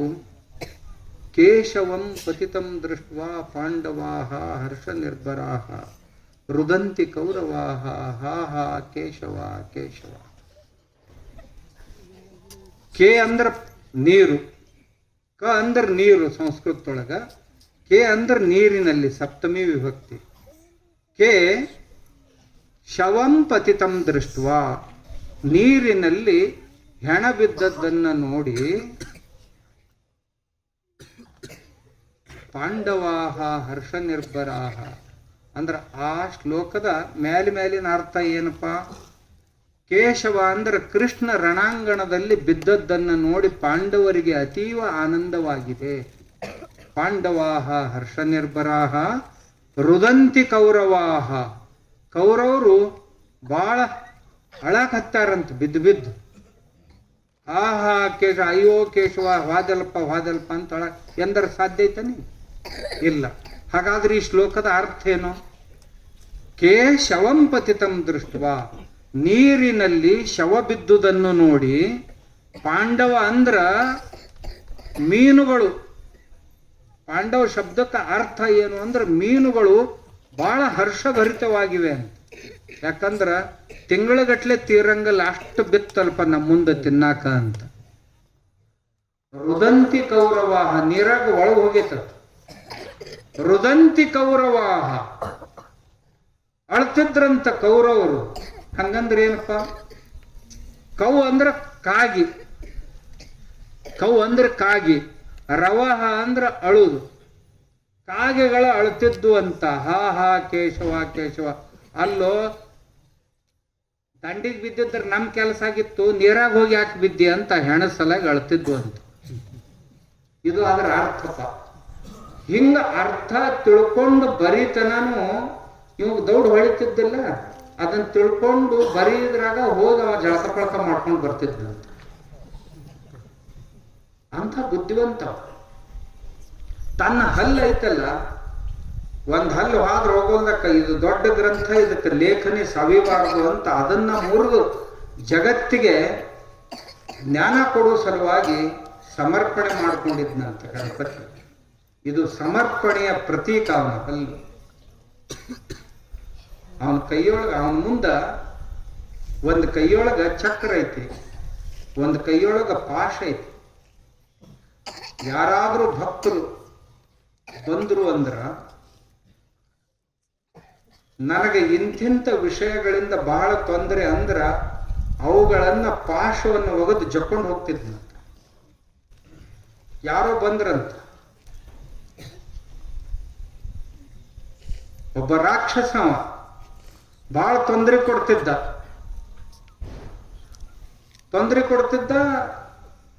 ಏನ್ ಮಾಡ್ಬೇಕು ಅನ್ನೋದ್ರಾಗ ಗಣಪತಿಗೆ ಹೋಗಿ ಹೇಳು ನಡ್ರಿ ಅಂದ್ರು ಊರವ್ರು. ಇವ ರಾಕ್ಷಸ ಬಹಳ ತೊಂದರೆ ಕೊಡಕತ್ತೇನ್ರಿ, ಒಂದರ ನಮ್ಮನ್ನ ಇವನಿಂದ ರಕ್ಷಣೆ ಮಾಡ್ರಿ ಅಂತ ಗಣಪತಿ ಹತ್ರ ಹೋದ್ರು. ಗಣಪತಿ ತನ್ನ ಕೈಯೊಳಗಿರುವಂತ ಹಗ್ಗ ಒಗದು ಪಾಶ ಒಗದು ಬಿಗದ್ ಹಿಂಗ್ ತೊಗೊಳೋದ್ರಾಗ ಅವ ರಾಕ್ಷಸ ತಕ್ಷಣ ಇಲಿ ಆಗಿಬಿಟ್ನಂತ. ಅವನಿಗೆ ಮಾಯಾವಿ ವಿದ್ಯೆ ಗೊತ್ತಿತ್ತು. ಇಲಿಯಾಗಿ ಪಾರಾದ್ನಂತ. ಗಣಪತಿ ಅಂದ, ಎಲ್ಲಿ ಪಾರಾಕಿ ಬಾ ಅಂತ ಹಿಡ್ಕೊಂಡು ಬಂದಂತ. ಹಿಡ್ಕೊಂಡು ಬಂದು ತನ್ನ ಹತ್ರ ಇಟ್ಕೊಂಡಂತ, ನಿನಗೆ ಬೇಕಾದದ್ದನ್ನೆಲ್ಲ ನಾನು ಕೊಡ್ತೀನಿ ತಿನ್ನಾಕ, ಆದ್ರೆ ಇನ್ನು ಮುಂದೆ ಮಂದಿಗೆ ಯಾರಿಗೆ ತ್ರಾಸ ಕೊಡಬೇಡ ಅಂತ ಹೇಳಿದ್ನಂತ. ಅದಕ್ಕೆ ಜಗತ್ತಿನ ಉಪದ್ರವಗಳನ್ನ ತನ್ನ ಹತ್ರ ಇಟ್ಕೊಂಡು ಜಗತ್ತು ಸುಖಿಯಾಗಿರ್ಲಿ ಅಂತ ಬಯಸುವವನು ಗಣಪತಿ ಅಂತ. ಅಂಥ ಗಣಪತಿಯ ಉತ್ಸವವನ್ನ ನಾವು ಈ ಗಣಪತಿಗೆ ನಮಸ್ಕಾರ ಮಾಡಕ್ ಹೋದೀವಿ ಅಂತಂದ್ರೆ ಆ ಗಣಪತಿ ನೋಡಿದ ಕೂಡಲೇ ಇವು ನಮಗೆ ಗೊತ್ತಾಗ್ಬೋದು. ಗಣಪತಿ ಲಂಬೋದರಾಯ ನಮಃ, ಬಹಳ ದೊಡ್ಡ ಹೊಟ್ಟೆ ಅಂತವ. ಇದರ ಅರ್ಥ ಹೊಟ್ಟೆ ದೊಡ್ಡದಲ್ಲ, ಯಾರ್ದ ಏನ ಹೆಚ್ಚು ಕಡಿಮೆ ಆದ್ರೂ ಹೊಟ್ಟೆಗೆ ಹಾಕೋಬೇಕಪ್ಪ ಅಂತ ಅನ್ನೋ ಸಲುವಾಗಿ ಅವಾಗ ದೊಡ್ಡ ಹೊಟ್ಟೆ ಅವ ಅಂತಾರೆ. ಹೊಟ್ಟೆಗೆ ಹಾಕೋರೆಲ್ಲ ಒಂದ್ ಜರ ಹೆಚ್ಚು ಕಡಿಮೆ ಆದ್ರೆ ಏನ್ ದೊಡ್ಡ ಮಾತು ಅಂತ ಅನ್ನಂಗಿಲ್ರ. ಹಂಗ ಅಂದ್ರೇನು? ಔದಾರ್ಯ, ಉದಾರತೆಯನ್ನು ತೋರಿಸುವಂಥವ್ರು ನಾವು ಆಗ್ಬೇಕು. ಗಣಪತಿ ನೋಡಿದ್ರ ನಮ್ಗೇನ್ ಅನಿಸ್ಬೇಕಂದ್ರ ನಾವು ದೊಡ್ಡ ಹೊಟ್ಟೆವ್ರು ಆಗೋಕ್. ಅಂದ್ರೆ ದೊಡ್ಡ ಹೊಟ್ಟೆವ್ರು ಆಗಂದ್ರ ಕುಂಬಳಕಾಯಿ ಜೊತೆ ಇಟ್ಟು ದೊಡ್ಡ ಹೊಟ್ಟೆ ಮಾಡ್ಕೊಂಡು ಇರ್ಬೇಕಂತ ಅಲ್ಲ. ಅದರ ಅರ್ಥ ನುಂಗಾಕ್ ಕಲಿಬೇಕು, ದುಃಖ ದುಮ್ಮಾನಗಳನ್ನ ನುಂಗಾಕ್ ಕಲಿಬೇಕು, ದ್ವೇಷ ಮತ್ಸರಗಳನ್ನ ನುಂಗಾಕ ಕಲಿಬೇಕು. ಹೆಚ್ಚು ಕಡಿಮೆ ಏನೋ ಆದ್ರೂ ಸಹಿತ ಹೋಗ್ಲಿ ಬಿಡಪ್ಪ ಅನ್ನಕ್ ಕಲಿಬೇಕಂತ. ಇದಕ್ಕ ದೊಡ್ಡ ಹೊಟ್ಟೆವರು ಅಂತ, ದೊಡ್ಡ ಹೊಟ್ಟೆವರು ಅಂತ. ಹೊಟ್ಟೆ ದೊಡ್ಡದಂದ್ರೆ ಇದಕ್ಕ ಅಂತ. ಸಾಕಷ್ಟು ಅಪರಾಧಗಳನ್ನ ಮಾಡ್ತಾರೆ ಬಹಳ ಜನ, ಅಜ್ಞಾನದಿಂದಾಗಿ ಮಾಡ್ತಾರ, ಮತ್ತಿನ್ನೇನೋ ಉದ್ದಟತನದಿಂದಾಗಿ ಮಾಡ್ತಾರ, ಶತ್ರುಭಾವವನ್ನ ತಾಳಿ ಮಾಡ್ತಾರ. ಸ್ವಲ್ಪ ತಿಳಿಸಿ ಹೇಳ್ಬೇಕಂತ. ಬಹಳತನೂ ಇದು ಮಾಡ್ಲಿಲ್ಲ ಅಂದ್ರೆ ಹಿಡಿದು ಇಟ್ಕೋಬೇಕಂತ ಮೊದಲು. ಇರ್ಲಿಲ್ಲ ಅಂದ್ರೆ ಹೋಗಿ ಬಿಡು ಸಾಣದೈತಿ. ಸಣ್ಣ ಸಣ್ಣ ವಿಷಯಗಳಿಗೆ ಬೆನ್ನು ಹತ್ತಬೇಡ ಅಂತ. ಸಣ್ಣ ಸಣ್ಣ ವಿಷಯ ಅದಾವು, ಗುಬ್ಬಿ ಮ್ಯಾಗ ಯಾಕೆ ಬ್ರಹ್ಮಾಸ್ತ್ರ ಪ್ರಯೋಗ ಮಾಡ್ತಿರ್ತಾವ, ಮಾಡಕ್ ಹೋಗ್ಬೇಡ. ಸಣ್ಣ ಹುಡುಗೈತಿ ಅದ್ರ ಬಿಡು, ನೀ ದೊಡ್ಡವಾಗಿ ಎಲ್ಲಿ ಜಗಳ ತೆಗಿದು ಹೋಗ್ಲಿ ಬಿಡು ಅನ್ನ. ಸಣ್ಣ ಪುಟ್ಟ ವಿಷಯಗಳಿಗಾಗಿ ತಲೆ ಕೆಡಿಸ್ಕೋಬೇಡ ಅಂತ ಅಂದಂಗಾದ್ರ ಅರ್ಥ. ಹೊಟ್ಟೆ ಹಾಕೋ ಸ್ವಲ್ಪ ಏನಾರ ಆಗ್ತಿರ್ತಾವ. ಇಷ್ಟು ದೊಡ್ಡ ಸಮಾಜ ಐತಿ, ಇಷ್ಟು ದೊಡ್ಡ ಊರ್ ಐತಿ, ಮಂದಿ ಮಕ್ಕಳದಾರ, ಗೆಳೆಯರದಾರ, ಬಂಧು ಬಾಂಧವರದಾರ, ಬೇರೆ ಬೇರೆ ಸ್ವಭಾವದ ಜನ ಐತಿ ಸೃಷ್ಟಿಯೊಳಗ. ಒಬ್ಬರದೊಂದು ಸ್ವಭಾವ. ಎಲ್ಲರೂ ನಮ್ಮಂಗ ಇರಬೇಕು ಅಂತ ನಾವಂದ್ರೆ ಯಾರು ಇರ್ತಾರ? ಇಲ್ಲಿ ಇರುದಿಲ್ಲ. ಅವಾಗ ಒಂದೊಂದು ನಮ್ನಿ ಒಬ್ಬೊಬ್ರು ಇರ್ತಾರ. ಅಂತ ಸಂದರ್ಭದೊಳಗ ನೀವೊಂದ್ ಜರ ಮನಸ್ಸು ದೊಡ್ಡದು ಮಾಡ್ಕೊಂಡಿರಪ್ಪ ಅಂತ. ಈಗ ಬೈಲಿಲ್ಲ, ರಗಡ್ ಮಂದಿ ಬೈದ್ರು, ರಾಮಗೂ ಬೈದ್ರು. ರಾಮ ಮರ್ಯಾದಾ ಪುರುಷೋತ್ತಮ, ಶ್ರೀರಾಮಚಂದ್ರ ಮರ್ಯಾದಾ ಪುರುಷೋತ್ತಮ. ಮರ್ಯಾದ ಅಂದ್ರೆ ಸಮುದ್ರದಂಥ ಮರ್ಯಾದೆ ಅವನು. ಸಮುದ್ರ ಎಷ್ಟ ನೀರು ಹೆಚ್ಚು ಬಂದರೂ ಸಹಿತ ತನ್ನ ಪಾತ್ರವನ್ನ ನೀರು ಹೊರಗೆ ಬರುವುದಿಲ್ಲ, ಅದಕ್ಕೆ ಮರ್ಯಾದೆ ಅಂತ. ನೀರು ಕಡಿಮೆ ಬಿದ್ದರೂ ಸಹಿತ ಅಟ್ಸಂಗಲ್ ಸಮುದ್ರ ಯಾವಾಗಲೂ, ಅದಕ್ಕೆ ಮರ್ಯಾದೆ ಅಂತ ಕರೀತಾರೆ. ಹಾಗೆ ನಮ್ಮ ಜೀವನದೊಳಗು ಏನೇ ಏರುಪೇರುಗಳು ಬಂದರೂ ಸಹಿತ ಉಬ್ಬಿನೂ ಹೋಗಬಾರ್ದು, ಇಳಿದು ಹೋಗಬಾರ್ದು. ಗಂಭೀರತೆಯನ್ನ ಕಾಪಾಡಿಕೊಂಡಿರ್ಬೇಕು, ಅದಕ್ಕೆ ಮರ್ಯಾದ ಅಂತ. ಇಂಥ ಮರ್ಯಾದಾ ಪುರುಷೋತ್ತಮ ಶ್ರೀರಾಮಚಂದ್ರ ವನವಾಸಕ್ಕೆ ಹೋದ್ನಪ್ಪ. ಅಂಥವರಿಗುಂಟು ವನವಾಸ. ಯಾರಿಗೆ? ಇವ್ರಿಗೆ ವನವಾಸ ಆತು. ಅವ್ರ ಮಹಾಭಾರತದಾಗ ಚಲೋ ನಡೆಯೋರು ಅವ್ರಿಗೆ ವನವಾಸ ಆತು. ಆದ್ರೆ ಬೇಜಾರ ಮಾಡ್ಕೊಳ್ಳಿಲ್ಲ. ಏನಪ್ಪ ಅಂತಂತವ್ರಿಗೆ ವನವಾಸ ಆಗೈತಂತ ನಾವು ಯಾಕೆ ಹಿಡಿದು ಸೊಪ್ಪು, ಯಾಕೆ ಹಿಡಿದು ತಪ್ಪಲ, ಯಾಕಷ್ಟು ಉರ್ದಾಡ್ತೀನಿ ನೀವು ಅಂತ ಮನಸ್ಸಿಗೆ ಸಮಾಧಾನ ಹೇಳ್ಕೋಬೇಕಂತ. ಮನಸ್ಸಿಗೆ ಸಮಾಧಾನ, ಇದು ನಾವು ಕಲಿಬೇಕಾದದ್ದು. ದೇವರಿಂದ ನಾವು ಇದನ್ನು ಕಲಿಬೇಕಾದದ್ದು. ರಾಮನಿಗೇನು ತೊಂದರೆಗಳಾಗ್ಲಿಲ್ಲ. ಅಡವಿಯೊಳಗೆ ಹೋದನ್ರಿ. ಒಂದು ಸಾರಿ ಪ್ರಸಂಗ ಹೆಂಗ್ ಬಂತು ಅಂದ್ರೆ, ಈ ಗಂಡ, ಹೆಂಡತಿ ಮತ್ತು ಇವ್ರ ತಮ್ಮ 3 ಮಂದಿ ಕೂಡಿ ಹೊಂಟಿದ್ರು. ಒಬ್ಬ ಕಬಂಧ ಅಂತಕ್ಕಂಥ ರಾಕ್ಷಸ. ಕಬಂಧ ಅವ ಕುತ್ತಿಗೆ ಮೇಲಿಂದ ಇರ್ಲಿಲ್ಲಂತ, ಇದೆಲ್ಲ ಒಳಗೆ ಎದ್ಯಾಗ ಸೇರಿತ್ತಂತ. ಕಾಲಿರ್ಲಿಲ್ಲ, ಬರೀ ಉದ್ದನ್ ಕೈ ಇದ್ದು ಅಂತ. ಕುಂತಲ್ಲೇ ಕುಂತ್ಕೊಂಡು ಆ ಕೈಯಿಂದ ಎಷ್ಟು ದೂರದಾಗ ಏನ್ ಸಿಗ್ತಾವಂತ ತಗೊಂಡು ತಿಂತಿದ್ನಂತ. ಅಂತದ್ರಾಗ ಇವ್ರು ಸಿಕ್ಕರು. ನಿಮ್ಮನ್ನ ಮುಗಿಸೇ ಬಿಡ್ತೀನಿ ಅಂದು 3 ಮಂದಿಯನ್ನು ಹಿಚ್ಚಗಾಕ ನಿಂತ. ಅಂಥ ಪ್ರಸಂಗದಲ್ಲಿಯೂ ಸಹಿತ ಬಹಳ ಸಿಟ್ಟು ಬಂದಿತ್ತು ಶ್ರೀರಾಮಚಂದ್ರನಿಗೆ. ನಮ್ಮ ಚಿಕ್ಕಮ್ಮ ಹಿಂಗ್ಯಾಕೆ ಮಾಡಿದ್ಲು, ನಮ್ಮನ್ನ ಯಾಕೆ ಅಡವಿಗಟ್ಟಿದ್ಲು ಅಂತ ಮನಸ್ಸಿನಾಗ ಬಂದಿತ್ತು. ಬಂದದ್ದನ್ನ ಇನ್ನು ಮುಂದೆ ಅವ್ರ ಚಿಕ್ಕಮ್ಮಗೆ ಏನ್ರ ಅನ್ಬೇಕು ಅಂತ ಮನಸ್ಸಿನಾಗ ಬಂದಿತ್ತು. ಅಷ್ಟ್ರೊಳಗ ಅವಂದ ಅಂತರ್ ಮನಸ್ಸು ಹೇಳ್ತಂತ, ನೋಡಪ್ಪ ನಿಜವಾಗಿ ಸಂಯಮ ಪಾಲಿಸೋದ ಅದಕ್ಕೆ ಯೋಗ್ಯ ಸಮಯ ಅಂದ್ರೆ ಇದ. ಹರಿ ಹಾಯಕ್ ಹೋಗ್ಬೇಡ.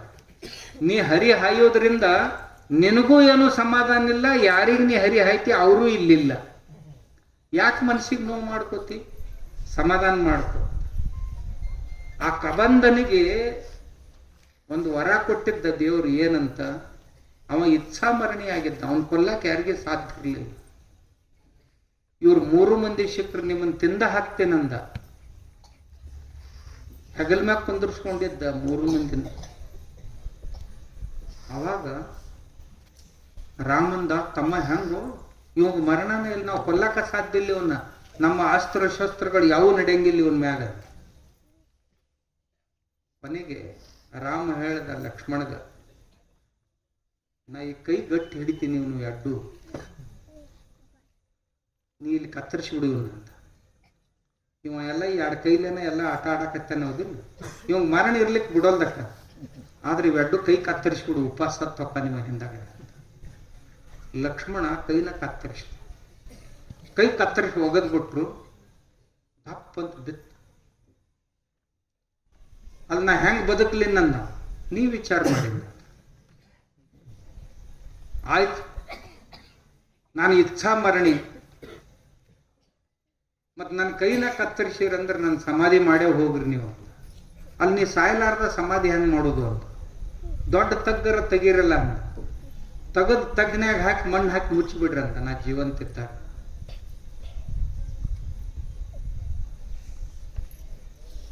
ಶ್ರೀರಾಮಚಂದ್ರ ಅವನಿಗೆ ಮುಕ್ತಿಯನ್ನು ಕೊಟ್ಟ. ನೋಡಪ್ಪ, ಅಜ್ಞಾನ ವಶದಿಂದ ನೀ ಏನೋ ತಪ್ಪು ಮಾಡಿದೆ, ಆದಾಗ್ಯೂ ನಾವು ನಿನ್ನ ಜೀವ ತಗೊಂಡಿಲ್ಲ, ಇನ್ ಮುಂದರೆ ಶಾಣೆ ಆಗಿರು. ಇಲ್ಲ, ನಿಮ್ಮಂತ ಮಹಾತ್ಮರ ಇಲ್ಲಿ ಬಂದೇರಂದಾಗ ನಾನು ನಿಮ್ಮ ಕೈಯಿಂದನ ಮರಣ ಸ್ವೀಕಾರ ಮಾಡ್ತೀನಿ, ನಾನು ಮುಕ್ತಿ ಕೊಟ್ಟು ಹೋಗ್ಬಿಡ್ರಿ, ಮತ್ತೊಂದು ಜನ್ಮದಾಗ ಹೋಗ್ತೀನಿ, ನಾನು ಈ ಶರೀರದಿಂದ ಮುಕ್ತ ಆಗ್ಬೇಕಂತ ಇಚ್ಛೆ ಐತೆ. ಮುಕ್ತಿ ಪಡ್ಕೊಂಡು ಅವನಿಗೆ ಮುಕ್ತಿ ಕೊಟ್ಟ. ತೊಂದರೆ ಅನ್ನೋದು ಯಾರಿಗೆ ಆಗಿಲ್ಲೇನು? ಶ್ರೀರಾಮಚಂದ್ರನಿಗೂ ಆಗೈತಿ. ಲಂಕೆಯೊಳಗೆ ಆಗ್ಲಿಲ್ಲೇನು? ಅವ್ರ ತಮ್ಮ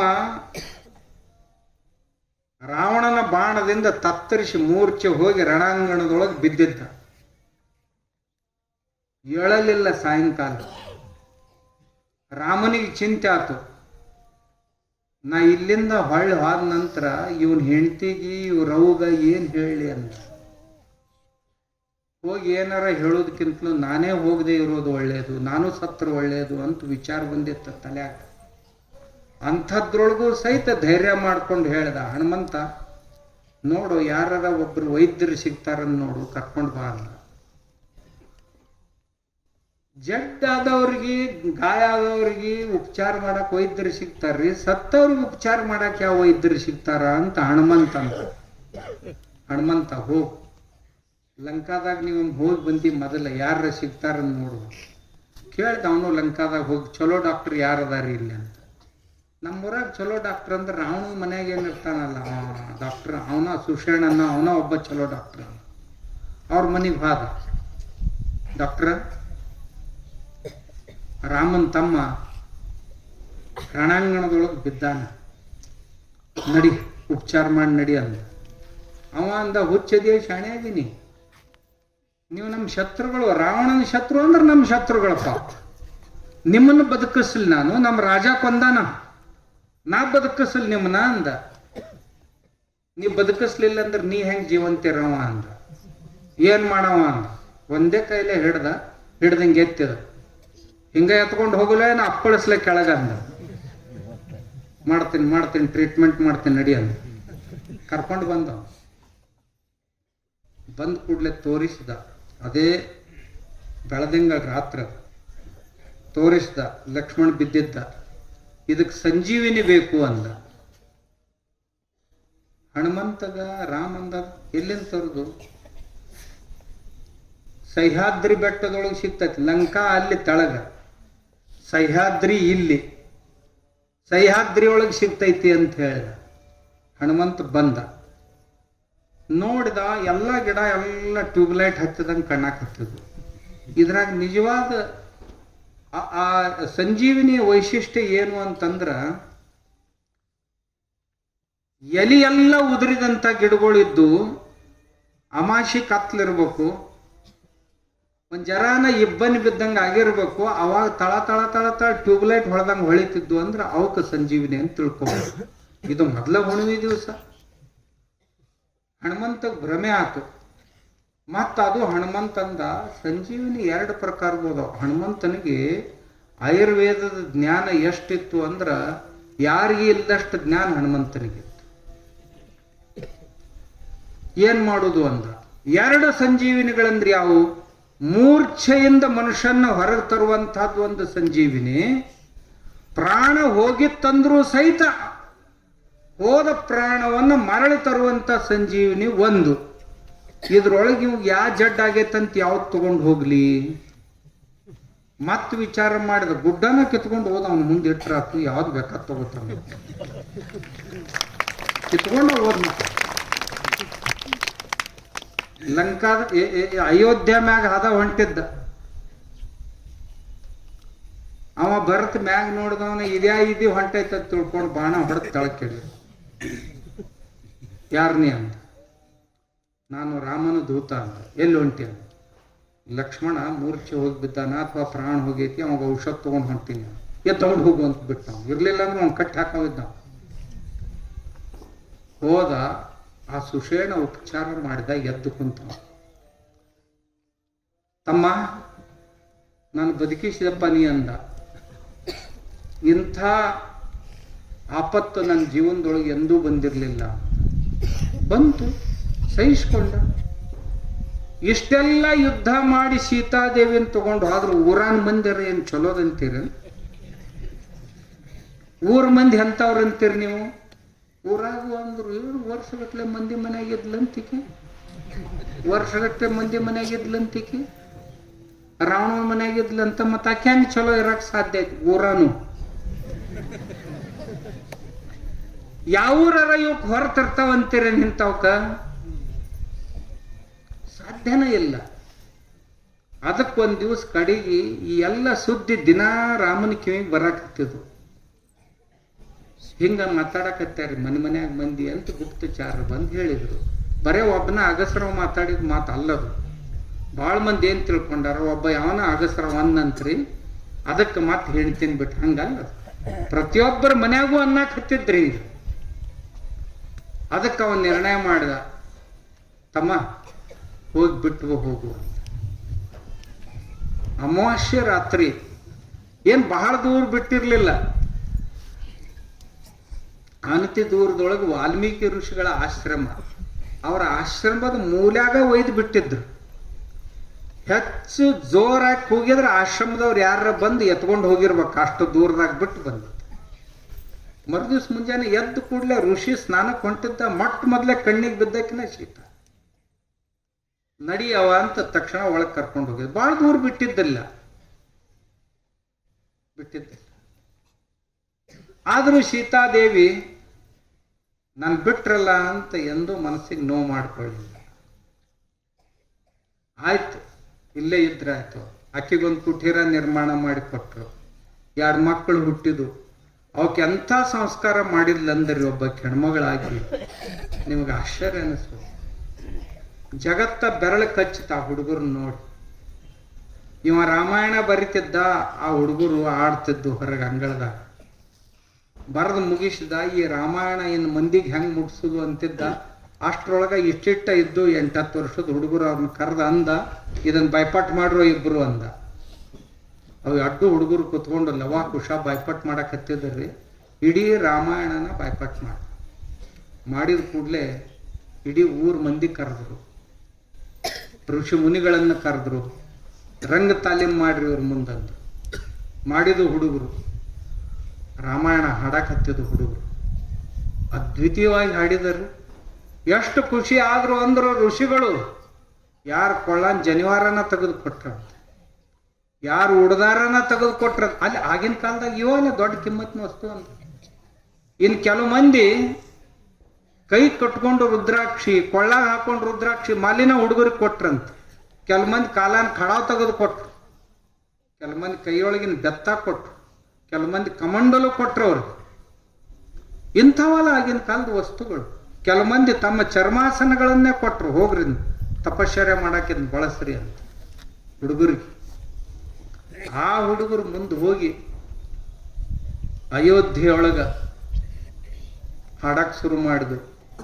ಯಾರ ಮುಂದೆ ಹಾಡಕತ್ತಿದ್ದು ಅಲ್ಲ ಅವ ನಮ್ಮಪ್ಪ ಅಂತ ಇವಕ್ಕೂ ಗೊತ್ತಿಲ್ಲ, ಈ ಹಾಡು ಹುಡುಗರು ನನ್ನ ಮಕ್ಕಳು ಅಂತ ಅವ್ರಿಗೆ ಗೊತ್ತಿಲ್ಲ. ಹಾಡಕತ್ತಿದ್ರು. ವಾಲ್ಮೀಕಿ ಮಹರ್ಷಿ ಹೇಳಿದ, ನೋಡು ಅಯೋಧ್ಯದಾಗ ಹೊಂಟೇರಿ ಹಾಡಕತ್ತೀರಿ, ಯಾರ ಕೇಳಿದ್ರಿ ಯಾರ ಮಕ್ಕಳು ನೀವು ಅಂತ ಕೇಳಿದ್ರೆ ನಾವು ವಾಲ್ಮೀಕಿ ಶಿಷ್ಯರಂತ ಹೇಳ್ಬೋದು, ಮತ್ತೇನು ಹೇಳಬಾರ್ದು ಆಯ್ತಂದ. ಈ ರಾಮಾಯಣದೊಳಗೆ ಎಂಥದ್ದೇ ಪ್ರಸಂಗ ಬಂದ್ರು ನೀವು ಒಟ್ಟ ಅಳಬಾರ್ದು, ಕಣ್ಣಾಗ ನೀರು ತರಬಾರ್ದು ಹಾಡು ಹೊತ್ನ್ಯಾಗ ಅಂತ ಹೇಳಿದ್ರು. ಆ ಹುಡುಗರಿಗೆ ಕತೆ ಗೊತ್ತಿತ್ತು, ಅವ್ರ ಅಪ್ಪ ಎಲ್ಲದಾನ ಅಯೋಧ್ಯೆ ಎಲ್ಲೈತಿ ಇದೇ ಗೊತ್ತಿರಲಿಲ್ಲ ಅಷ್ಟೇ. ಹಾಡಕ್ ಹತ್ತಿದ್ದು ಸೀತಾ ವಿಯೋಗದ ಪ್ರಸಂಗ ಬಂತು. ಮಧ್ಯರಾತ್ರಿ ತುಂಬು ಗರ್ಭಿಣಿಯಾದಂಥ ಹೆಣ್ಮಗಳನ್ನ ಕರ್ಕೊಂಡು ಒಯ್ದು ಕಾರ್ಮೋಡ ಕವಿದಿತ್ತು, ಕಗ್ಗತ್ತಲೆ ಎಲ್ಲ ಕಡೆ ಹರಡಿತ್ತು. ಅಂಥದ್ರೊಳಗೆ ಹೋಗಿ ಮಧ್ಯರಾತ್ರಿಯಲ್ಲಿ ಅರಣ್ಯದಲ್ಲಿ ಅವಳನ್ನು ಬಿಟ್ಟು ಬಂದರು ಅಂತ ಏನು ಹಾಡಕತ್ತಿದ್ವು ಅಲ್ಲ ಹುಡುಗರು, ಭಾವಪರವಶರಾಗಿ ಅಳಾಕತ್ತಿದ್ರು.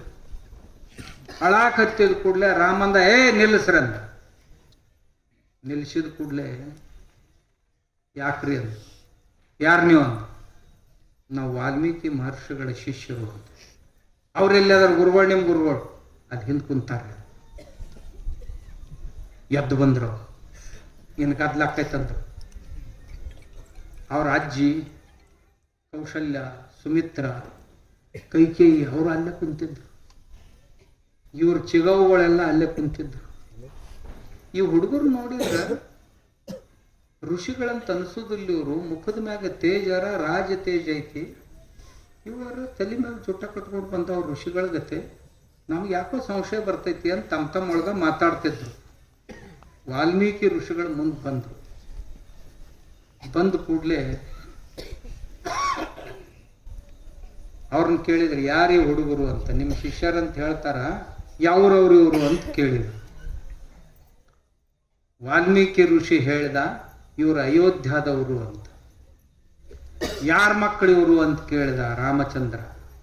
ಇವರು ಶ್ರೀರಾಮಚಂದ್ರನ ಮಕ್ಕಳು ಅಂತ ಹೇಳಿ. ಇವರವ್ವ ಎಲ್ಲದಾಳ ಅಂತ ಕೇಳಿದ. ಇವರವ್ವ ನನ್ನ ಆಶ್ರಮದೊಳಗದಾಳ, ಅವಳನ್ನ ಕರ್ಕೊಂಡು ಬರ್ಬೋದೇನು ನೀವು ಅಂತ ಕೇಳಿದ್ರು. ಕರ್ಕೊಂಡು ಬರ್ತೀನಿ. ಹೋದ್ರು.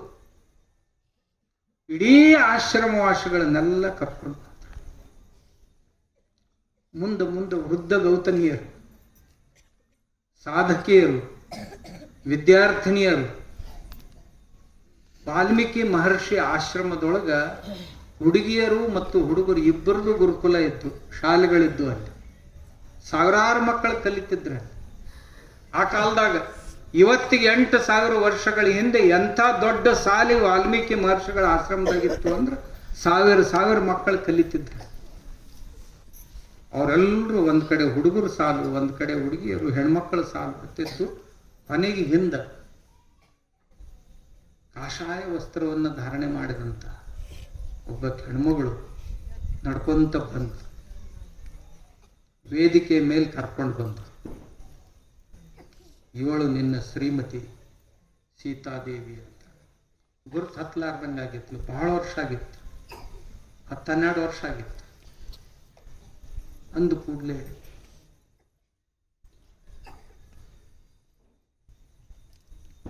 ಎಲ್ಲರೂ ಅಂದ್ರು, ಸೀತಾದೇವಿಯನ್ನ ಒಳಗೆ ಕರ್ಕೊಂಡು ಹೋಗ್ರಿ ಅಂತ.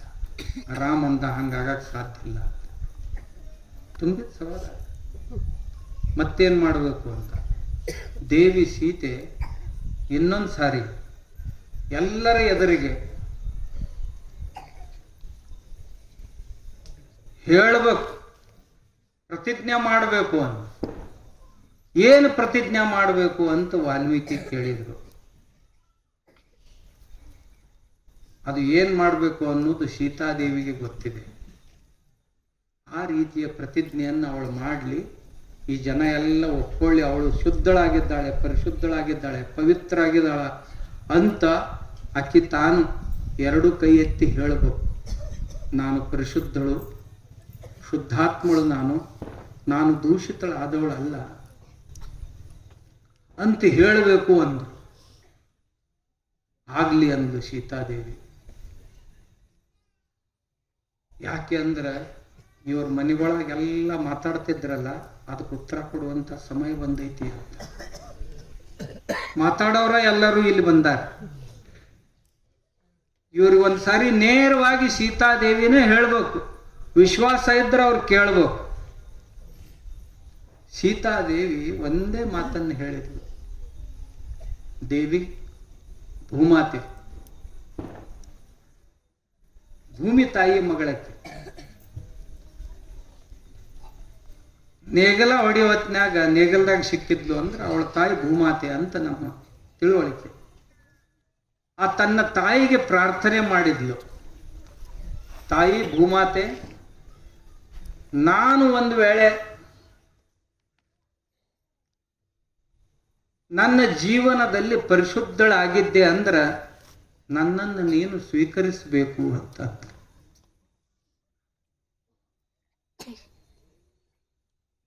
ನಾನು ಒಂದು ವೇಳೆ ಶುದ್ಧ ಬುದ್ಧಳಾಗಿದ್ದರೆ ನನ್ನನ್ನು ನೀನು ನಿನ್ನ ಉಡೆದಾಗ ತಗೋಬೇಕು ಅಂತ ಅಂದ. ಹಿಂಗ ಅಂದು ಕೂಡಲೇ ಎಲ್ಲಿ ನಿಂತಿದ್ರಲ್ಲ ಆ ಮಂಚ ಇಬ್ಬಾಗ ಆಯ್ತು, ಎರಡು ಕೈಗಳ ಮ್ಯಾಗ ಬಂದು ಸೀತಾದೇವಿ ಪ್ರವೇಶ, ಭೂಮಿ ಪ್ರವೇಶ ಮಾಡಿಬಿಟ್ಲು. ಸೀತಾದೇವಿ ಭೂಮಿ ಪ್ರವೇಶ ಮಾಡಿದ ತಕ್ಷಣ ಭೂಮಿ ಹೊಳ್ಳಿ ಮುಚ್ಕೊಂಡು ಬಿಡ್ತು. ಶ್ರೀರಾಮಚಂದ್ರನಿಗೆ ಭಾರಿ ರೋಷ ಬಂತು. ನನ್ನ ಧನುಷ್ಯ ತಗೊಂಡು ಬರ್ರಿ, ಈ ಭೂಮಿಯನ್ನು ಸೀಳಿ ನನ್ನ ಸೀತೆಯನ್ನು ನಾನು ಮರಳಿ ತಗೋತೀನಿ ಅಂತ. ವಾಲ್ಮೀಕಿ ಮಹರ್ಷಿಗಳಂದ್ರು ಗೊತ್ತದು ವೇಳೆ ಹೋತ ಇದ್ದಾಗ ಆಗ್ಬೇಕಾಗಿತ್ತು, ಇನ್ನು ಬರೋದು, ಏನು ಪಶ್ಚಾತ್ತಾಪ ಪಡೋದ್ರೊಳಗೆ ಏನೂ ಆಗ್ತಿಲ್ಲ. ಮತ್ತು ಅವಳು ಹೋದ ನಂತರ ನಾನಿದ್ದೇನು ಉಪಯೋಗ ಅಂದ. ಇದು ಮೊದಲ ವಿಚಾರ ಮಾಡಬೇಕಾಗಿತ್ತು, ಈಗಲ್ಲ. ಇದನ್ನು ಮೊದಲ ವಿಚಾರ ಮಾಡಬೇಕಾಗಿತ್ತು. ನನಗಿನ್ನು ಈ ಅಯೋಧ್ಯೆ ಬೇಡ ಅಂತ ರಾಮನಿಗೆ ತಿಳಿಸಿ ಹೇಳಕ್ ಬಹಳ ಮಂದಿ ಬಂದರು. ಹಂಗಲ್ಲಪ್ಪ, ಆದದ್ದಾಗಿ ಹೋಯ್ತು. ಪ್ರತಿಯೊಬ್ಬರ ಜೀವನದಲ್ಲಿ ಇಂಥ ಘಟನೆ ಬಹಳ ಮನಸ್ಸಿಗೆ ನೋವು ಮಾಡಿ ಘಟನೆ. ಆದರೂ ಅವನಿಗೆ ರಸ ಉಳಿಲಿಲ್ಲ. ಕೊನೆಗೆ ಜನಕ ಮಹಾರಾಜ ಬಂದ, ಸೀತಾದೇವಿಯ ತಂದೆ. ಅವ ತಿಳಿಸಿ ಹೇಳ, ಅಲ್ಲಪ್ಪ ಹೀಗೆ ಮಾಡಬಾರ್ದು, ಮಾನವೀಯ ಜೀವನದೊಳಗೆ ಏನು ಬರ್ತಾವ ಬಂದದ್ದನ್ನೆಲ್ಲ ಎದುರಿಸ್ಬೇಕು. ಇಷ್ಟು ದಿವಸ ಎದುರಿಸಿ ಅಲ್ಲ ನೀನು, ಎಂಥಿಂಥ ಆಪತ್ತುಗಳು ವಿಪತ್ತುಗಳು ಬಂದಾಗ ಎದುರಿಸಿ ಅಲ್ಲ. ಈ ಸಂದರ್ಭದಲ್ಲಿ ಇಷ್ಟು ದುಃಖಿ ಆಗುವುದರಲ್ಲಿ ಏನು ಅರ್ಥ ಐತೇನೋ ಅಂದಾಗ ಮತ್ತೆ ಎಚ್ಚೆತ್ತುಕೊಂಡ ಶ್ರೀರಾಮ. ಅಂಥಿಂಥವ್ರಿಗೆ ಇಂಥದ್ದು ಬಂದು ಹೋಗೈತಿ ಅಂದ್ರ ನಮ್ಮಂಥವ್ರಿಗೆ ಏನು ಬರುವುದು, ಏನು ಹೋಗುವರೇನು, ಎಷ್ಟರ ಬರುವುದು, ಇಂಥವೇನಾರ ಬರ್ತಾವೆ ಇಲ್ಲ. ದೊಡ್ಡ ಹೊಟ್ಟಿ ಅಂದ್ರೆ ಇದಕ್ಕ ಅಂತಾರ, ಏನಿದ್ದದ್ದನ್ನೆಲ್ಲ ಹೊಟ್ಟಾಗ ಹಾಕೊಳಕ್ ಕಲಿಬೇಕಂತ. ಗಣಪತಿ ನೋಡಿದ ಕೂಡಲೇ ನಮ್ಗೇನು ಅನಿಸ್ಬೇಕಂದ್ರೆ ಇದು ಅನಿಸ್ಬೇಕಂತ. ಗಣಪತಿ ಬಹುದೊಡ್ಡ ಬುದ್ಧಿ. ವೇದಗಳು, ಉಪವೇದಗಳು, ವೇದಾಂಗಗಳು, ಋಗ್ವೇದ, ಯಜುರ್ವೇದ, ಸಾಮವೇದ, ಅಥರ್ವವೇದ ವೇದಗಳು, ಆಯುರ್ವೇದ, ಧನುರ್ವೇದ, ಗಂಧರ್ವ ವೇದ, ಶಿಲ್ಪವೇದ, ಇವು ಉಪವೇದಗಳು. ಶಿಕ್ಷಾ, ಕಲ್ಪ, ನಿರುಕ್ತ, ಛಂದಸ್ಸು, ವ್ಯಾಕರಣ, ಜ್ಯೋತಿಷ್ಯ ಇವು ವೇದಾಂಗಗಳು. ಸಾಂಖ್ಯಶಾಸ್ತ್ರ, ಯೋಗಶಾಸ್ತ್ರ, ನ್ಯಾಯಶಾಸ್ತ್ರ, ವೈಶೇಷಿಕ ಶಾಸ್ತ್ರ, ಮೀಮಾಂಸಾ ಶಾಸ್ತ್ರ ಇವು ಶಾಸ್ತ್ರಗಳು. ಇವೆಲ್ಲವೂ ಮುಖೋದ್ಗತವಾಗಿದ್ದವು. ಗಣಪತಿ ಅಂತ ವಿದ್ವಾಂಸ ಆತ. ಗಣಪತಿ ಬಹುಭಾಷಾ ಪಂಡಿತ. ಗಣಪತಿ.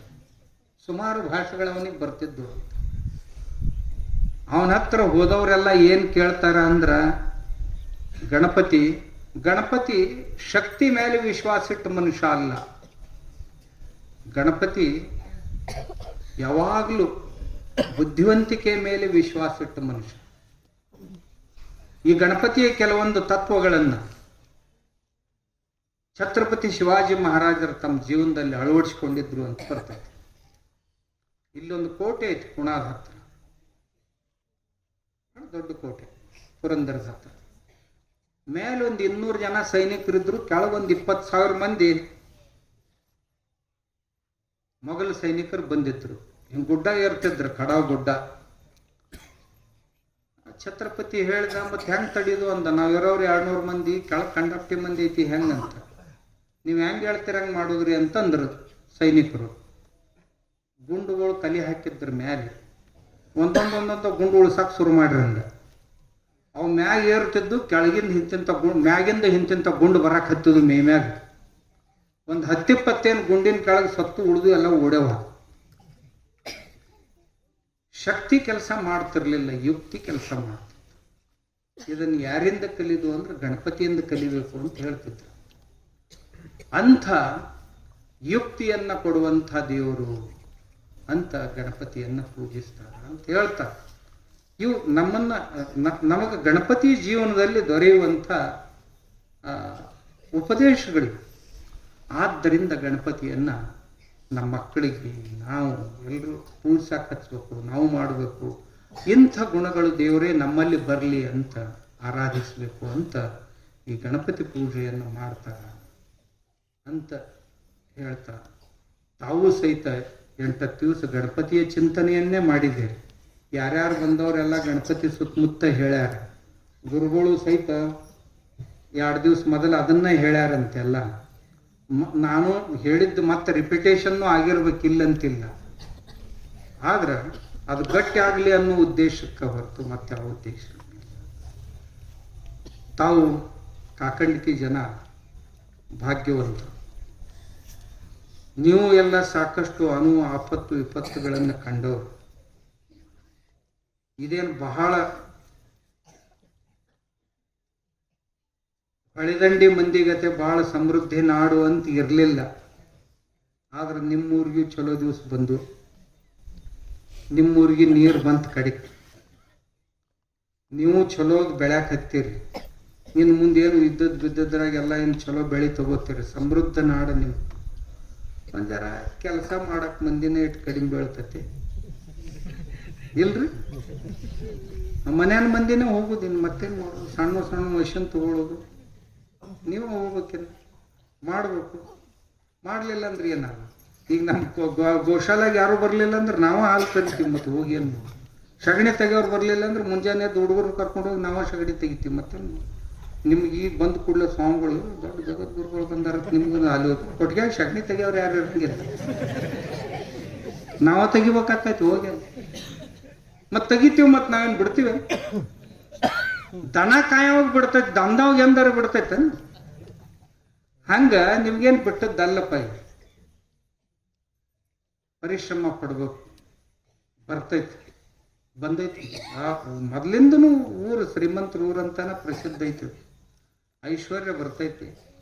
ಐಶ್ವರ್ಯ ಬಂದಾಗ ಇನ್ನೂ ಬರ್ತೈತಿ ಐಶ್ವರ್ಯ. ಊರು ಇಂಥ ದೊಡ್ಡ ಐಶ್ವರ್ಯನ ಊರಾಗ ಐತಿ ಅಂದಾಗ ಇನ್ನೂ ಬರ್ತೈತಿ. ಐಶ್ವರ್ಯ ಬಂದಾಗ ತಲೆ ಕೆಡ್ಲಾರ್ದಂಗ ಇರ್ಲಿಕ್ಕಂದ್ರೆ ತಲೆ ಕೆಡ್ತಾವ್ರಿ. ನಾವು ಒಂದೊಂದು ಊರುಗಳು ನೋಡೀನಿ, ತೇಲಾಡ್ತಿರ್ತಾವ. ಹಗಲತ್ತು ತೇಲಾಡ್ತಾವು, ರಾತ್ರಿನೂ ತೇಲಾಡ್ತಾವು. ಒಂದು ಊರಾಗ ನಾನು ದಾರು ಬಂದ್ ಮಾಡಿಸಿದೆ. ಹೆಣ್ಮಕ್ಳು ಬಂದು ಹೇಳ, ಅಪ್ಪಾರ ಏನ್ರ ಮಾಡಿಸ್ರಿ, ಏನ್ರ ಮಾಡಿದ್ರಿ. ಊರಾಗ ಒಂದು 20 ದಾರುದ ಅಂಗಡಿ. ಆ ಊರಾಗ 20 ದೊಡ್ಡ ಊರಿತ್ತು. ನಾನಿಂದ ಸರ್ಕಾರದವ್ರಿಗೆ, ಕಲೆಕ್ಟ್ರಿಗೆ, ಅವ್ರಿಗೆ ಇವ್ರಿಗೆ ಹೇಳಿ ಕಾನೂನು ಪ್ರಕಾರ ಎಲ್ಲ ಅಂಗಡಿಗಳು ಬಂದ್ ಮಾಡಿಸ್ಬಿಟ್ಟೆ. ಮುಂದೊಂದು ತಿಂಗಳು ಹೊತ್ತು ಹೆಣ್ಮಕ್ಳು ದೊಡ್ಡ ಮೋರ್ಚಾ ತಗೊಂಡು ಮಠಕ್ಕೆ ಬಂದ್ರು. ಯಾಕ್ರವ ಅಂದೆ. ಆ ಎಲ್ಲ ಅಂಗಡಿ ಚಾಲು ಮಾಡಿಸ್ಬಿಟ್ರಿ. ಯಾಕ್ರವ ಅಂದ ನಾನು. ಮತ್ತು ನೀವು ಹೇಳಿದ್ರಲ್ಲ ಅವಾಗ ಹೇಳಿದ್ದೀವ್ರಿ, ಈಗ ಹೊಳ್ಳಿ ಚಾಲು ಮಾಡಿಸ್ರಿ ಅವಾಗ. ಯಾಕನ್ನ ಅವಾಗ ಯಾಕೆ ಆಗೋದಾಗ ಜೋಲಿ ಹೊಡ್ಕೋತ ಬಂದು ಮನ್ಯಾಗ ಮಕ್ಕೋತಿದ್ವಿ, ಈಗ ಹುಡ್ಕ್ಯಾಡಕ್ ಹೋಗ್ಬೇಕಾಕೈತ್ರಿ ರಾತ್ರಿ. 9ಕ್ಕೆ ಸಿಗ್ತಾವ, 10ಕ್ಕೆ ಸಿಗ್ತಾವ, 1ಕ್ಕೆ ಸಿಗ್ತಾವ, ಎಲ್ಲರ ಬಿದ್ದಿರ್ತಾವ. ಎತ್ಕೊಂಡು ಬರ್ಬೇಕಾದ್ರೆ ಒಲ್ಲೆ ಆಗೈತೆ ನಮ್ಗೆ. ನೀವು ಮೊದಲು ಅಂಗಡಿಗಳೆಲ್ಲ ಚಾಲು ಮಾಡಿಸ್ರಿ. ನಿಮ್ಮೂರೇನು ಹಂಗೆ ಇರ್ಲಾಕಿಲ್ಲ, ಹೌದಿಲ್ಲ? ಹಿಂಗ ಅನ್ನಣ ನಕ್ಕರೆ ಅಂದ್ರೆ ತಿಳ್ಕೊಬೇಕು ಏನ್ರ ಐತಿ ಒಳಗ.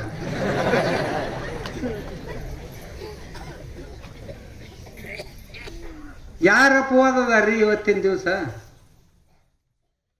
ಎಲ್ಲ ರಾವಣನಿಗೆ ಹೆಂಗನ ದಿವಸ ಎಲ್ಲ ಪೂಜಾ ಮಾಡೋರು, ಮತ್ತ ರಾತ್ರಿ ರಾವಣರ ಏನ್ ಮಾಡ್ತಿದ್ದ? ಎಲ್ಲ ಅಭಿಷೇಕ ಮಾಡ್ತಿದ್ದ, ಪೂಜಾ ಮಾಡ್ತಿದ್ದ, ವೇದ ಮಂತ್ರೋಚ್ಚಾರ ಮಾಡ್ತಿದ್ದ, ಹೊತ್ತು ಮುಣಗಣ ಮಾಡಬಾರ್ದು ಮಾಡ್ತಿದ್ದ. ಇದ್ರಾಗಿಂದ ಬಚಾವ್ ಆಗೋದ ಭಾಳ ಮಹತ್ವದ. ನಮ್ಮ ಹಬ್ಬ ಹರಿದಿನಗಳು ನಮ್ಮನ್ನು ಇದ್ರೊಳಗ ಜಕ್ಕೊಂಡು ಹೋಗಬಾರ್ದು, ಹಬ್ಬ ಹರಿದಿನಗಳು ಕೆಡಬಾರ್ದು, ನಮ್ಮನ್ನು ಸುರಕ್ಷಿತವಾಗಿ ಇಡಬೇಕು ಅಂತ ತಿಳ್ಕೊಂಡ ಗುರುಗಳು, ನಮ್ಮ ಶಿವಯೋಗೀಶ್ವರ ಶ್ರೀಗಳು, ನಮ್ಮ ಪೂಜ್ಯರ ಆಗಲೇ ಶಂಕರಾರೂಢ ಶ್ರೀಗಳು ಹೇಳಿದ್ರು, ಒಬ್ಬ ಭಾಳ ಕಲ್ತ ಮನುಷ್ಯ. ನಮ್ಮ ಡಿಪಾರ್ಟ್ಮೆಂಟ್ನಾಗ ಭಾಳ ಮಂದಿ ಕಲ್ತವ್ರು ಬರಕ್ಕೆ ವಾಲ್ಯತ್ತಾರ. ಮೊದ್ಲು ಎಲ್ಲ ಲಾಸ್ಟ್ ಬೆಂಚಿನ ಮಂದಿನೇ ಇರ್ತೀವಿ. ಮರ ಫಸ್ಟ್ ಬೆಂಚಿನ ಮನುಷ್ಯ. ಏನ್ ತಲೆ ಕೆಡ್ತು ಏನು ಸನ್ಯಾಸ ಆಗೈತೆ ನೋಡಿ. ಮತ್ತು ಇವ್ರದ ಒಂದು ಮನ್ಯಾಗ ನಮ್ಮಂತವ್ 4-5 ಮಂದಿದ್ದು ಒಂದು ಹೋದ್ರೆ ಹೋಗ್ಲಿ ಬಿಡು ಅಂತ ಬಿಟ್ರಪ್ಪ. ಇದು ಇವ್ರದ ಒಂದು ಏನ್ ಮಾಡುದು ಹೇಳಿ, ಹೆಂಗ ಅನ್ಸಿರ್ವ? ನಿಮ್ಮೂರ ದೊಡ್ಡ ಮನುಷ್ಯಂದೈತಿ, ಒಳ್ಳೆ ಸಂಸ್ಕಾರಗಳು ಅದಾವ ಇಲ್ಲಿ. ಹಂಗಿದ್ರನ ಮುಂದವು ಅಂಕುರಿತ ಆಗ್ತಾವ, ಬಹಳ ದೊಡ್ಡ ಆಗ್ತಾವ. ಇಷ್ಟಿದ್ದೂ ಸಹಿತ ಅವರಲ್ಲಿ ಒಂದಿಷ್ಟು ಗರ್ವ ಇಲ್ಲ.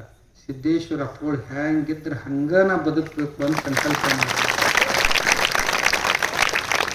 ಯಾವುದಕ್ಕೂ ಗರ್ವ ಪಡಬಾರ್ದು. ಎಲ್ಲರಿಗೂ ಮತ್ತೊಬ್ಬರನ್ನ ಮುಂದೆ ಮಾಡಿ ನಾವು ಹಿಂದೆ ಉಳಿಬೇಕು ಅನ್ನೋದನ್ನ ಅವರಿಂದ ಕಲ್ತ್ಕೊಂಡು,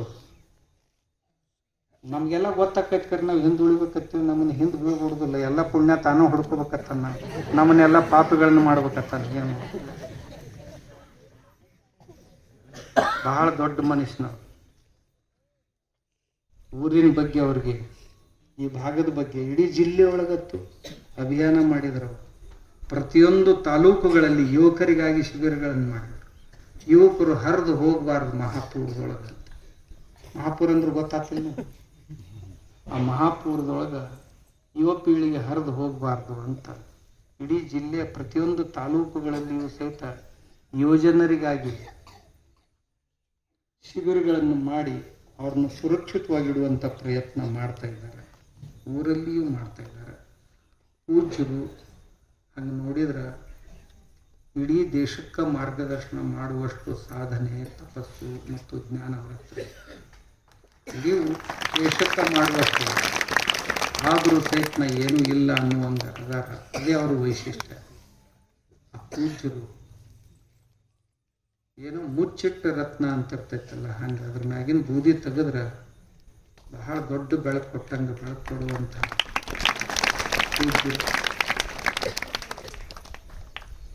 ಆ ಪೂಜ್ಯರು ತಮ್ಮನ್ನೆಲ್ಲ ಹರಿಸ್ಲಿ. ಈ ಜಿಲ್ಲೆ ಈಗ ನಾ ಯಾಕೆ ಹೇಳಿದ್ನಿ ಅಂದ್ರೆ, ನೀರಿನ ಗೂಡಿನ ಮುಂದೆ ಮತ್ತೆ ಭಾಳ ಬರೋದೈತೆ. ಅದೆಲ್ಲ ಬರಬಾರ್ದು. ನಮ್ಮ ಬುದ್ಧಿಗಳು ಸುರಕ್ಷಿತವಾಗಿರಬೇಕು. ಆ ಕೆಲಸದ ಬಹುದೊಡ್ಡ ಜವಾಬ್ದಾರಿ ಶಿವಯೋಗೀಶ್ವರ ಶ್ರೀಗಳ ಮೇಲೆ ಐತಿ. ಆ ಕಾರ್ಯವನ್ನು ಅವರು ಯಶಸ್ವಿಯಾಗಿ ನಿರ್ವಹಿಸುವ ಸಾಮರ್ಥ್ಯನೂ ಅವರಲ್ಲಿ ಐತಿ ಅಂತ ಹೇಳ್ತಾ, ಎಲ್ಲ ಏನೋ ಇದೊಂದು ಐತನ್ರಿ ಬಿಡಪ್ಪ ಇಲ್ಲಿ. ನಾ ಇಷ್ಟೊತ್ತನೇ ಹೇಳಿಂತ ಇನ್ನು ಮುಂದೆ ಮತ್ತೊಂದು ಹೇಳ್ತೇನೆ ನೋಡು. ಇವ ನಿಮ್ಮ ಊರವ ಅದಾನ? ಇದೇ ಊರವದಿಲ್ಲ, ಬಬಲೇಶ್ವರದವ ಅದಾನ, ಇಲ್ಲೇ ಮಗಲ್ಲ ಹಳ್ಳ್ಯಾವ ಅದಾನ. ಇವ ಗಂಡ ಹೆಂಡತಿ ಮಕ್ಕಳು ಇವನ್ನೆಲ್ಲ ಮನ್ಯಾಗ ತಯಾರು ಮಾಡ್ತಾರೆ. ಇವ ಆಕಳದ ಸಗಣಿ ಅಗ್ನಿಹೋತ್ರ ಅಂತ ಮಾಡ್ತಾರೆ ಸೂರ್ಯೋದಯಕ್ಕೆ. ಇದು ಕಿಟ್ ಐತಿ ನೋಡ್ರಿ. ಇದ್ರೊಳಗ ಒಂದು ಕುಳ್ಳು ಮುರಿದಿಡುದ, ಇಟ್ಟು ಒಂದು ಚಿಟಿಗೆ ಅಕ್ಕಿ ತಗೊಂಡು ಅದಕ್ಕೆ ಒಂದು ಹನಿ 2 ಹನಿ ತುಪ್ಪ ಹಚ್ಚಿ ಈ ಕುಳ್ಳಿನ ಮ್ಯಾಗ ಹಾಕಿ ಕರ್ಪೂರ ಹಚ್ಚಿಬಿಡುದ. ಹಚ್ಚಿದ್ರಿ ಅಂತಂದ್ರೆ ಅದರ ಹೊಗೆ ಏನು ಮನೆಯೊಳಗೆ ತುಂಬತೈತಲ್ಲ, ಆ ಹೊಗೆಯಿಂದ ನಿಮ್ಮ ಮನೆ ಹವಾ ಶುದ್ಧ ಆಗೋದಲ್ದ, ಆ ಹವಾ ನಿಮ್ಮ ಮೂಗ್ನ್ಯಾಗ ಹೋತು ಅಂದ್ರೆ ಈ ದಮ ಅಸ್ತಮ ಇಂಥವು ಏನು ಜಡ್ ಇರ್ತಾವಲ್ಲ ಅವು ಸಹಿತ ಹೋಗ್ತಾವೆ. ಅದರ ಸಲುವಾಗಿ ಇವ್ರು ಕುಳ್ಳು ತಯಾರು ಮಾಡ್ತಾರೆ ಇಂಥ ಗುಂಡನ್ನು. ಇದನ್ನ ಹೋಮ ಮಾಡಿದ ನಂತರ ಏನು ಬೂದಿ ಉಳಿತೈತಲ್ಲ, ಈ ಬೂದಿ ಹೋಮದ ಬೂದಿ ಇದನ್ನೊಂದು ಚಮಚ ರಾತ್ರಿ ಕುಡಿ ನೀರಿನ ಹರಿವ್ಯಾಗ ಹಂಡ್ಯದಾಗ ಹಾಕಿ ಬಿಡ್ಬೇಕು. ಹೊತ್ತು ಹೊಂಡೋದ್ರಾಗ ಆ ನೀರು ಎಷ್ಟು ಶುದ್ಧ ಆಗಿರ್ತೈತೆ ಅಂದ್ರೆ ಅದಕ್ಕೆ ಪೂಜ್ಯರೇ ಉದಾಹರಣೆ. ಗುರುಗಳಿಗೆ ಸ್ವಲ್ಪ ನೆಗಡಿ ಗಂಟ್ಲ ಸ್ವಲ್ಪ ಗ್ಯಾಸ್ಟ್ರಿಕ್ಕು ಆಸಿಡಿಟಿ ಇಂಥವು ಆಗ್ತಿದ್ದು ನೀರಿನಿಂದಾಗಿ. ಆದ್ರೆ ಅವ್ರು ಯಾವಾಗ ಅವ್ರ ಹಂಡ್ಯದಾಗ ಬೂದಿ ಹಾಕ್ಲಾಕ್ ಶುರು ಮಾಡಿದ್ರಲ್ಲ ಅವಾಗಿಂದ ಇವೆಲ್ಲ ತಕರಾರು ತಾನೇ ಹೋಗ್ಬಿಟ್ಟು ಆ ನೀರಿನೊಳಗೆ ಏನೇನು ಯಾವ್ಯಾವ ಘಟಕಗಳ ಕಡಿಮೆ ಇರ್ತಾವ ಅವನ್ನೆಲ್ಲ ತುಂಬು ಸಾಮರ್ಥ್ಯ ಈ ಅಗ್ನಿಹೋತ್ರದ ಬೂದಿ ಒಳಗಿರ್ತದೆ. ಇದನ್ನ ನೆನಪಿನಾಗ ಇಟ್ಕೋರಿ. ಇವು ಧೂಪ, ಇವು ಸಗಣಿಯಿಂದನ, ಜವಾರಿ ಆಕಳಿ ಸಗಣಿಯಿಂದ ಮಾಡಿದ್ರು. ಇದ್ರೊಳಗೆ ಬೇನ್ ತಪ್ಪಲ, ಸ್ವಲ್ಪ ಹುಲುಗ್ಲಿ ತಪ್ಪಲ, ಕರ್ಪೂರ, ಆಮೇಲೆ ಇದು ಜೇಕಿನ ಬೇರ, ಸ್ವಲ್ಪ ಎಳ್ಳೆಣ್ಣೆ ಹಾಕಿ ಇದನ್ನ ಮಾಡ್ಯಾನ. ಇದನ್ನ ಹಚ್ಚಿಟ್ರೆ ಅಂದ್ರೆ ಮನ್ಯಾಗ ದೇವ್ರ ಮುಂದೆ ಮನ್ಯಾನ ಹವಾನು ಶುದ್ಧ ಆಕೈತಿ, ಸೊಳ್ಳೆ ಪಳ್ಳಿದ್ದು ಅಂದ್ರೆ ತಾನೋ ಓಡಿ ಹೋಗ್ತಾವ. ನಿಮಗೂ ಸಹಿತ ಬಹಳ ಅನುಕೂಲ ಇದೆ. ಇದನ್ನು ಮನ್ಯಾಗ ತಯಾರು ಮಾಡ್ತಾನೆ. ಆಮ್ಯಾಗ ಇವು ನೋಡ್ರಿ, ಇದು ಮೊಬೈಲ್ ಸ್ಟ್ಯಾಂಡು, ಇದ್ರ ಮ್ಯಾಗ ಹಿಂಗೆ ಮೊಬೈಲ್ ಇಡುದು, ಇದು ಸಗಣಿದು. ನಿಮ್ಮ ಮೊಬೈಲ್ಗಳಲ್ಲಿ ರೇಡಿಯೇಷನ್ ಅಂದ್ರೆ ಕ್ಷಕಿರಣಗಳು ಬರ್ತಿರ್ತಾವ. ಹಿಂಗೆ ರಿಂಗ್ ಬಂತಿಲ್ಲೋ, ಬಂದ ಕೂಡಲೇ ಆ ಮೊಬೈಲ್ದಿಂದ ಹಿಂಗೆ ಹೊರಗೆ ಬೀಳ್ತಿರ್ತಾವ. ಆಮ್ಯಾಗ ನಿಮ್ಮ ಅಕ್ಕಪಕ್ಕದಾಗ ಮೊಬೈಲ್ ಇಟ್ರಿ ಅಂತಂದ್ರೆ ಅದರಿಂದ ಯಾವಾಗಲೂ ಮೆಸೇಜು ಅವು ಏನರ ಬರ್ತಿದ್ವು ಅಂದ್ರೆ ಅವಾಗ ಅದರ ಕ್ಷಕಿರಣಗಳು ಹೊರಗೆ ಬರ್ತಿರ್ತಾವೋ, ಅವು ನಿಮ್ಮ ಶರೀರದ ಮೇಲೆ ಪರಿಣಾಮ ಮಾಡ್ತಾವು. ನಿಮ್ಮ ಶರೀರದಲ್ಲಿ ಹಾರ್ಮೋನಿಕ್ ಇಂಬ್ಯಾಲೆನ್ಸ್ ಆಗಿ ಕೆಲವೊಂದು ರೋಗಗಳು ಹುಟ್ಕೊಳ್ತಾವು. ಅದನ್ನು ತಡೆಯೋ ಕೆಲಸ ಈ ಸಗಣಿ ಸ್ಟ್ಯಾಂಡ್ ಮಾಡ್ತದೆ. ಇದು ಚೀಪ್. ಇದು ನಿಮ್ಮ ಮೊಬೈಲ್ ಹಿಂದೆ ಹಚ್ಚಿಬಿಡುದು. ಇದನ್ನು ಏನಿಲ್ಲ, ಸಗಣಿನ ಲಟ್ಸಿ ಇದಕ್ಕೊಂದು ಅಂಟು ಪಟ್ಟಿ ಹಚ್ಚ. ನಾವು ಭಾಳ ಕಠಿಣ ಕೆಲಸ. ಇದನ್ನ ಮಾಡ್ತಾನೆ. ಇದು ಎಷ್ಟು ರೂಪಾಯಿ ಮಾಡ್ತಾನೆ? ಇದು 50 ರೂಪಾಯಿ ಹೋಗತ್ತೆ. ನೀವು ರೈತರಾದವ್ರು ಮಾಡೋ, ನಾ ಯಾಕೆ ಇವನ್ನೆಲ್ಲ ಹೇಳಕತ್ತೀನಂದ್ರೆ ರೈತರು ಇವನ್ ಮಾಡ್ಬೇಕಂತ ಹೇಳಕತ್ತೀನಿ ನಾನು. ಇದು ಭಸ್ಮ. ಇದ ಸಗಣಿ ಸುಟ್ರಿ ಅಂತಂದ್ರ ಬೂತ್ ತಯಾರಾಕೈತಿ. ನೀರಾಗ ಕಲಸ್ಬೇಕು, ಸೋಸ್ಬೇಕು ಬಟ್ಟ್ಯಾಗ. ಬಕೆಟ್ನಾಗ ತೆಳಗ್ ಹೋಗಿ ಕುಂದಿರ್ತೈತಿ. ಒಂದ್ 2 ತಾಸು ಬಿಡ್ರಿ, ನೀರೆಲ್ಲ ತಿಳಿ ಆಕೈತಿ. ತಿಳಿ ನೀರು ತೆಗೆದು ಹಾಕ್ರಿ. ಕೆಳಗೇನು ರಾಡಿ ಉಳಿದಿರ್ತೈತಿ ಅದನ್ನೊಂದು ಗೋಣಿ ಚೀಲದ ಮ್ಯಾಗ ಹಿಂಗೆ ತೆಗೆದಿಡ್ರಿ. ಒಂದು 2 ತಾಸಿನ ನಂತರ ನೀರೆಲ್ಲ ಹೀರ್ಕೋತೈತಿ. ಅವಾಗ ಒಂದು ಕಟ್ಗಿ ಪಟ್ಟಿ ತಗೊಳ್ಳೋ ಕೈಯಾಗ ತಗೊಂಡು ಹಿಂಗ ಹಿಂಗ ಹಿಂಗ ಹಿಂಗ ಬಡ್ದು ಇದಕ್ಕೆ ಆಕಾರ ಕೊಡ್ಬೇಕು. ಇದು ಇವತ್ತು ಆಕೈತಿ. ಇದು ಇವತ್ತಾಗಿಂದ ಬಿಸಿಲಿನಾಗ ಒಣಗಿಸಿ ಕುಳ್ಳು ಹಾಸಿ, ಕುಳ್ಳಿನ ಹಾಸಿ ಇವನ್ ಒಟ್ಟಬೇಕು. ಅದ್ರ ಮ್ಯಾಗ ಮತ್ತೆ ಮ್ಯಾಗ ಕುಳ್ಳು ಹಾಕಿ ಬೆಂಕಿ ಹಚ್ಬೇಕು. ಕೆಂಪ ಕಬ್ಬಿಣ ಕಾಯ್ದಂಗೆ ಕಾಯ್ತೈತಿ. ಇದು ಕಾಯ್ತಂದ್ರೆ ಭಸ್ಮ ತಯಾರಾತು ಅಂತ. ಇದು ನಿಮಗೆ ಹಣಿಗೆ ಹಚ್ಕೊಳಕ, ದೇವ್ರ ಪೂಜಾಕ್ ಬರ್ತೈತಿ. ಅದು ಅಲ್ದ ನಿಮ್ದು ಎಲ್ಲಾರ ಹಲ್ಲ ಹುಳ ಹತ್ತಿ ನೋಯ್ತಿತ್ತಂದ್ರ ಒಂದು ತುಕಡಿ ಇದ್ರಾಗಿಂದ ಒಡೆದು ಆ ಹಲ್ಲ ಎಲ್ಲಿ ನೋಯ್ತಿರ್ತೈತಲ್ಲ ಅಲ್ಲಿ ತುಂಬಿ ಇಟ್ಟು ಬಿಡ್ರಿ ಒಂದು 10 ನಿಮಿಷ. ಹೊಳ್ಳಿ ಎಂದೂ ನಿಮ್ಮ ಆಯುಷ್ಯಾಗ ಮತ್ತೆ ಹುಳ ಆಗೋದಿಲ್ಲ. ಹಲ್ಲಾಗ ಎಂದೂ ನೋಯಂಗಿಲ್ಲ. ಅಂತ ಸಾಮರ್ಥ್ಯ ಇದ್ರಾಗ ಇದೆ. ಇದ ಕುಳ್ಳ ಸುಟ್ಟ ನಂತರ ಬೂದಿ ಬರ್ತೈತಿ ಕರ್ರಂದು. ಅದ್ರಾಗ ಒಂದಿಷ್ಟು ಸೈಂಧವ ಲವಣ, ಪಟಗ ಇವನ್ನ ಹಾಕಿ ದಂತ ಮಂಜನ ತಯಾರು ಮಾಡ್ಯಾರ. ಅಳಗ್ಯಾಡೋ ಹಲ್ಲು ಸಹಿತ ಗಟ್ಟಕ್ಕಾವ. ಇದಕ್ಕೆ ನಿಮ್ಗೆ ಆಗಲೇ ಹೇಳಿದ್ನಲ್ಲ, ಕಾಲ್ಗೇಟ್ ಅದಕ್ಕೆ ಒಳ್ಳೆ ಪರ್ಯಾಯ. ನಿಮ್ಮ ಮನ್ಯಾಗ ಇರ್ತೈತಿ, ನೀವೇ ಮಾಡ್ಕೋರಿ. ನಾವು ಮಾಡಿದ್ದನ್ನು ತಗೋರಿ ಅಂತ ಹೇಳಂಗಿಲ್ಲ. ನೀವು ಮಾಡ್ಕೋರಿ. ನಿಮ್ಗಾಗ್ಲಿಲ್ಲ ಅಂದ್ರೆ ತಗೋರಿ, ಅವ್ ಮಾಡಿಟ್ಟಿರ್ತಾರೆ. ಇವೆಲ್ಲ ನೋಡ್ರಪ್ಪ, ಇದೊಂದು ತುಳಸಿ ಕಟ್ಟಿ ಮಾಡ್ಯಾನ. ಇದು ಮನ್ಯಾಗಿಡ್ರಿ ಎಷ್ಟು ಚಂದ. ಇವೆಲ್ಲ ರೇಡಿಯೇಷನ್ ತಡೆಯುವಂಥ ಇವು. ನಿಮ್ಮ ಕಾರ್ ಗಾಡಿಗಳು ಇದ್ವು ಅಂತಂದ್ರೆ ಅದ್ರಾಗ ಗಣಪತಿ ಇಡಾಕ್ ಬರ್ತೈತಿ. ಇವೆಲ್ಲ ಲಕ್ಷ್ಮೀ ಪಾದಗಳು ನೋಡ್ರಿ, ಇವು ನಿಮ್ಮ ಮನೆಯೊಳಗೆ ಇಟ್ಕೊಳಕ್ ಬರ್ತಾವ. ಆಮೇಲೆ ಇಂಥವು ಭಾಳ ಮಾಡ್ಯಾನ ಇವು ಸಹಿತ ಪಾದಗಳು ಇವು. ಆಮ್ಯಾಗ ಎಲ್ಲಾರು ಗಾಡಿಗೆ ಜೋತ್ ಬಿಡ್ಬೇಕಾಗಿತ್ತಂದ್ರೆ ಗಣಪತಿ ಎಲೆಯೊಳಗೆ ಎಷ್ಟು ಚಂದ ಮಾಡ್ಯಾನ. ಆಮ್ಯಾಗ ತುಪ್ಪಿದು ಆಕಳು ತುಪ್ಪ, ಆಕಳು ತುಪ್ಪಿದು ನೀವೇನ್ ಜವಾರಿ ಆಕಳು ತುಪ್ಪ ನಮ್ಮ ಜರ್ಸಿದಂದಿರಿ. ಮತ್ತ ಜವಾರಿ ಆಕಳು ತುಪ್ಪಿದು ದಿನ ಮಕ್ಕಳಿಗೆ ತಿನ್ನಿಸ್ಬೇಕಿದ್ರು. ಅವ್ರಿಗೆ ತಿನ್ನಿಸಿದ್ರಂತಂದ್ರ ತಲಿ ಕಂಪ್ಯೂಟರ್ ಆದಂಗ ಆಕೈತಿ, ಕಂಪ್ಯೂಟರ್ ಆದಂಗ ಅಟ್ ಶಾಣ್ಯಾರ ಆಕ್ಕವ ಮಕ್ಕಳು. ಆಮ್ಯಾಗ ಅದೇ ತುಪ್ಪದಿಂದನ ಗುರುತ ಕಣ್ಣಿಂದಿದು ಇದು ಗೋಮೂತ್ರ, ಗೋಮಯ ರಸ, ಆಮ್ಯಾಗ ಕೆಲವೊಂದು ಆಯುರ್ವೇದಿಕ್ ಔಷಧ ಹಾಕಿ ನಿಮ್ಮ ಕಣ್ಣಿನ ಸಮಸ್ಯೆಗಳು ಏನೇ ಇದ್ರೂ ಸಹಿತ ಎಲ್ಲ ಹೋಗ್ತಾವಿದೆ. ಇದನ್ನ ಎರಡೆರಡನೇ ಹಾಕೋಬೇಕಷ್ಟ. ಇದು ಆಕಳ ತುಪ್ಪದಿಂದ ಮಾಡ್ಯಾನ ಒಂದಿಷ್ಟು ಔಷಧ ಹಾಕಿ ಮಲ್ಕೊಳ್ಳೋ ಮುಂದೆ ಮೂಗ್ನ್ಯಾಗ ಹಾಕ್ಬೇಕು. ಅಂದ್ರೆ ಅರ್ಧ ತಲೆ ಹೊಡಿದಾಗಿರ್ಲಿ, ತಲೆ ನುಸುದಾಗಿರ್ಲಿ, ಈ ಮೂಗ್ನ್ಯಾಗ ಎಲು ಬೆಳೆದಿತ್ತಂದ್ರೆ ಅದು ಆಗಿರ್ಲಿ, ಅಥವಾ ಕಿವಿ ಸೋರ್ತಿತ್ತಂದ್ರೆ ನಿಂತು ಹೋಗ್ತೈತಿ. ಆಮ್ಯಾಗ ಗೊರಕೆ ಹೊಡಿತಿದ್ವು ಅಂದ್ರಿ ಇವು ಮನ್ಯಾಗ ಡರಕೆ ಹೊಡಿತಾವಲ್ಲ, ಅದು ನಿಂತು ಹೊಕ್ಕೈತಿ ಒಂದು ವಾರದಾಗ. ಇದು ಗೋಮೂತ್ರದಿಂದ ತಯಾರಿಸಿದಂತ ಅರ್ಕ. ಇದು ಅಂದ್ರೆ ಗೋಮೂತ್ರ ಬಟ್ಟಿ ಇಳಿಸಿ ಅರ್ಕ ತಯಾರು ಮಾಡ್ಯಾರ. ಇದು ಒಂದು ಒಂದು ಒಂದು ಚಮಚ ದಿನಾಲು ತಗೊಂಡು, ಒಂದು ಚಮಚ ನೀರು, ಒಂದು ಚಮಚ ಇದು ತಗೊಂಡ್ರಿ ಅಂದ್ರೆ ಎಂಥ ರೋಗ ಇದ್ರು ಸಹಿತ 2-3 ತಿಂಗಳದಾಗ ಹೋಗ್ತಾವ.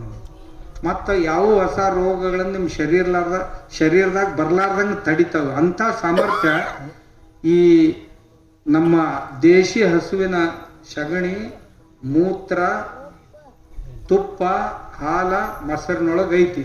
ಅವುಗಳಿಂದನೇ ಇವನ್ನೆಲ್ಲ ತಯಾರು ಮಾಡ್ಯಾನ. ಇದು ಕುಂಕುಮ ತಯಾರು ಮಾಡ್ಯಾನ. ಅವನ ಮಗ್ಗ ಆರಾಮಿರ್ಲಿಲ್ಲ. ಅವನ ಸಲಾಗಿ ಉಪಚಾರ ಮಾಡಕ್ ಹೋದ. ಆರಾಮಾದ ಕೂಡಲೇ ನನ್ನ ಅಪೂರ್ತಕ ಯಾಕ ಎಲ್ಲರಿಗೂ ಇದನ್ನ ಮಾಡಿಕೊಟ್ರಾತಂತ ತಿಳ್ಕೊಂಡು ಮನ್ಯಾಗ ಶುರು ತಿಂಗಳಿಗೆ 50-60 ರೂಪಾಯಿ ಗಳಿಸ್ತಾನ ಇದ್ರಾಗ. ನೀವು ರೈತರಾದ್ರೆ ಅದಕ್ಕೆ ಹೇಳಕತ್ತೀನಿ ನಾನು ನಿಮಗೆ ಬೇಕಂದ್ರೆ ಅವ್ನು ಟ್ರೈನಿಂಗ್ ಕೊಡ್ತಾನ. ಇರ್ಲಿಕ್ಕಂದ್ರೆ ಅಲ್ಲಿ ನಮ್ಮ ಮಠದಾಗ ಬರ್ರಿ ನಾವು ಕೊಡ್ತೀವಿ. ಇರ್ಲಿಕ್ಕಂದ್ರೆ ಗುರುಗಳು ಅಲ್ಲಿ ಮಠದಾಗ ಹೇಳಿದ್ರಂದ್ರೆ ನಾ ಟ್ರೈನಿಂಗ್ ಕೊಡೋನೊಬ್ಬನ ಇವನ್ನ ಕಳಿಸ್ಕೊಡ್ತೀನಿ, ಮತ್ತೆ ಮತ್ತೊಬ್ಬರನ್ನ. ಆಯ್ತು, ನಮಸ್ಕಾರ ಎಲ್ಲರಿಗೆ.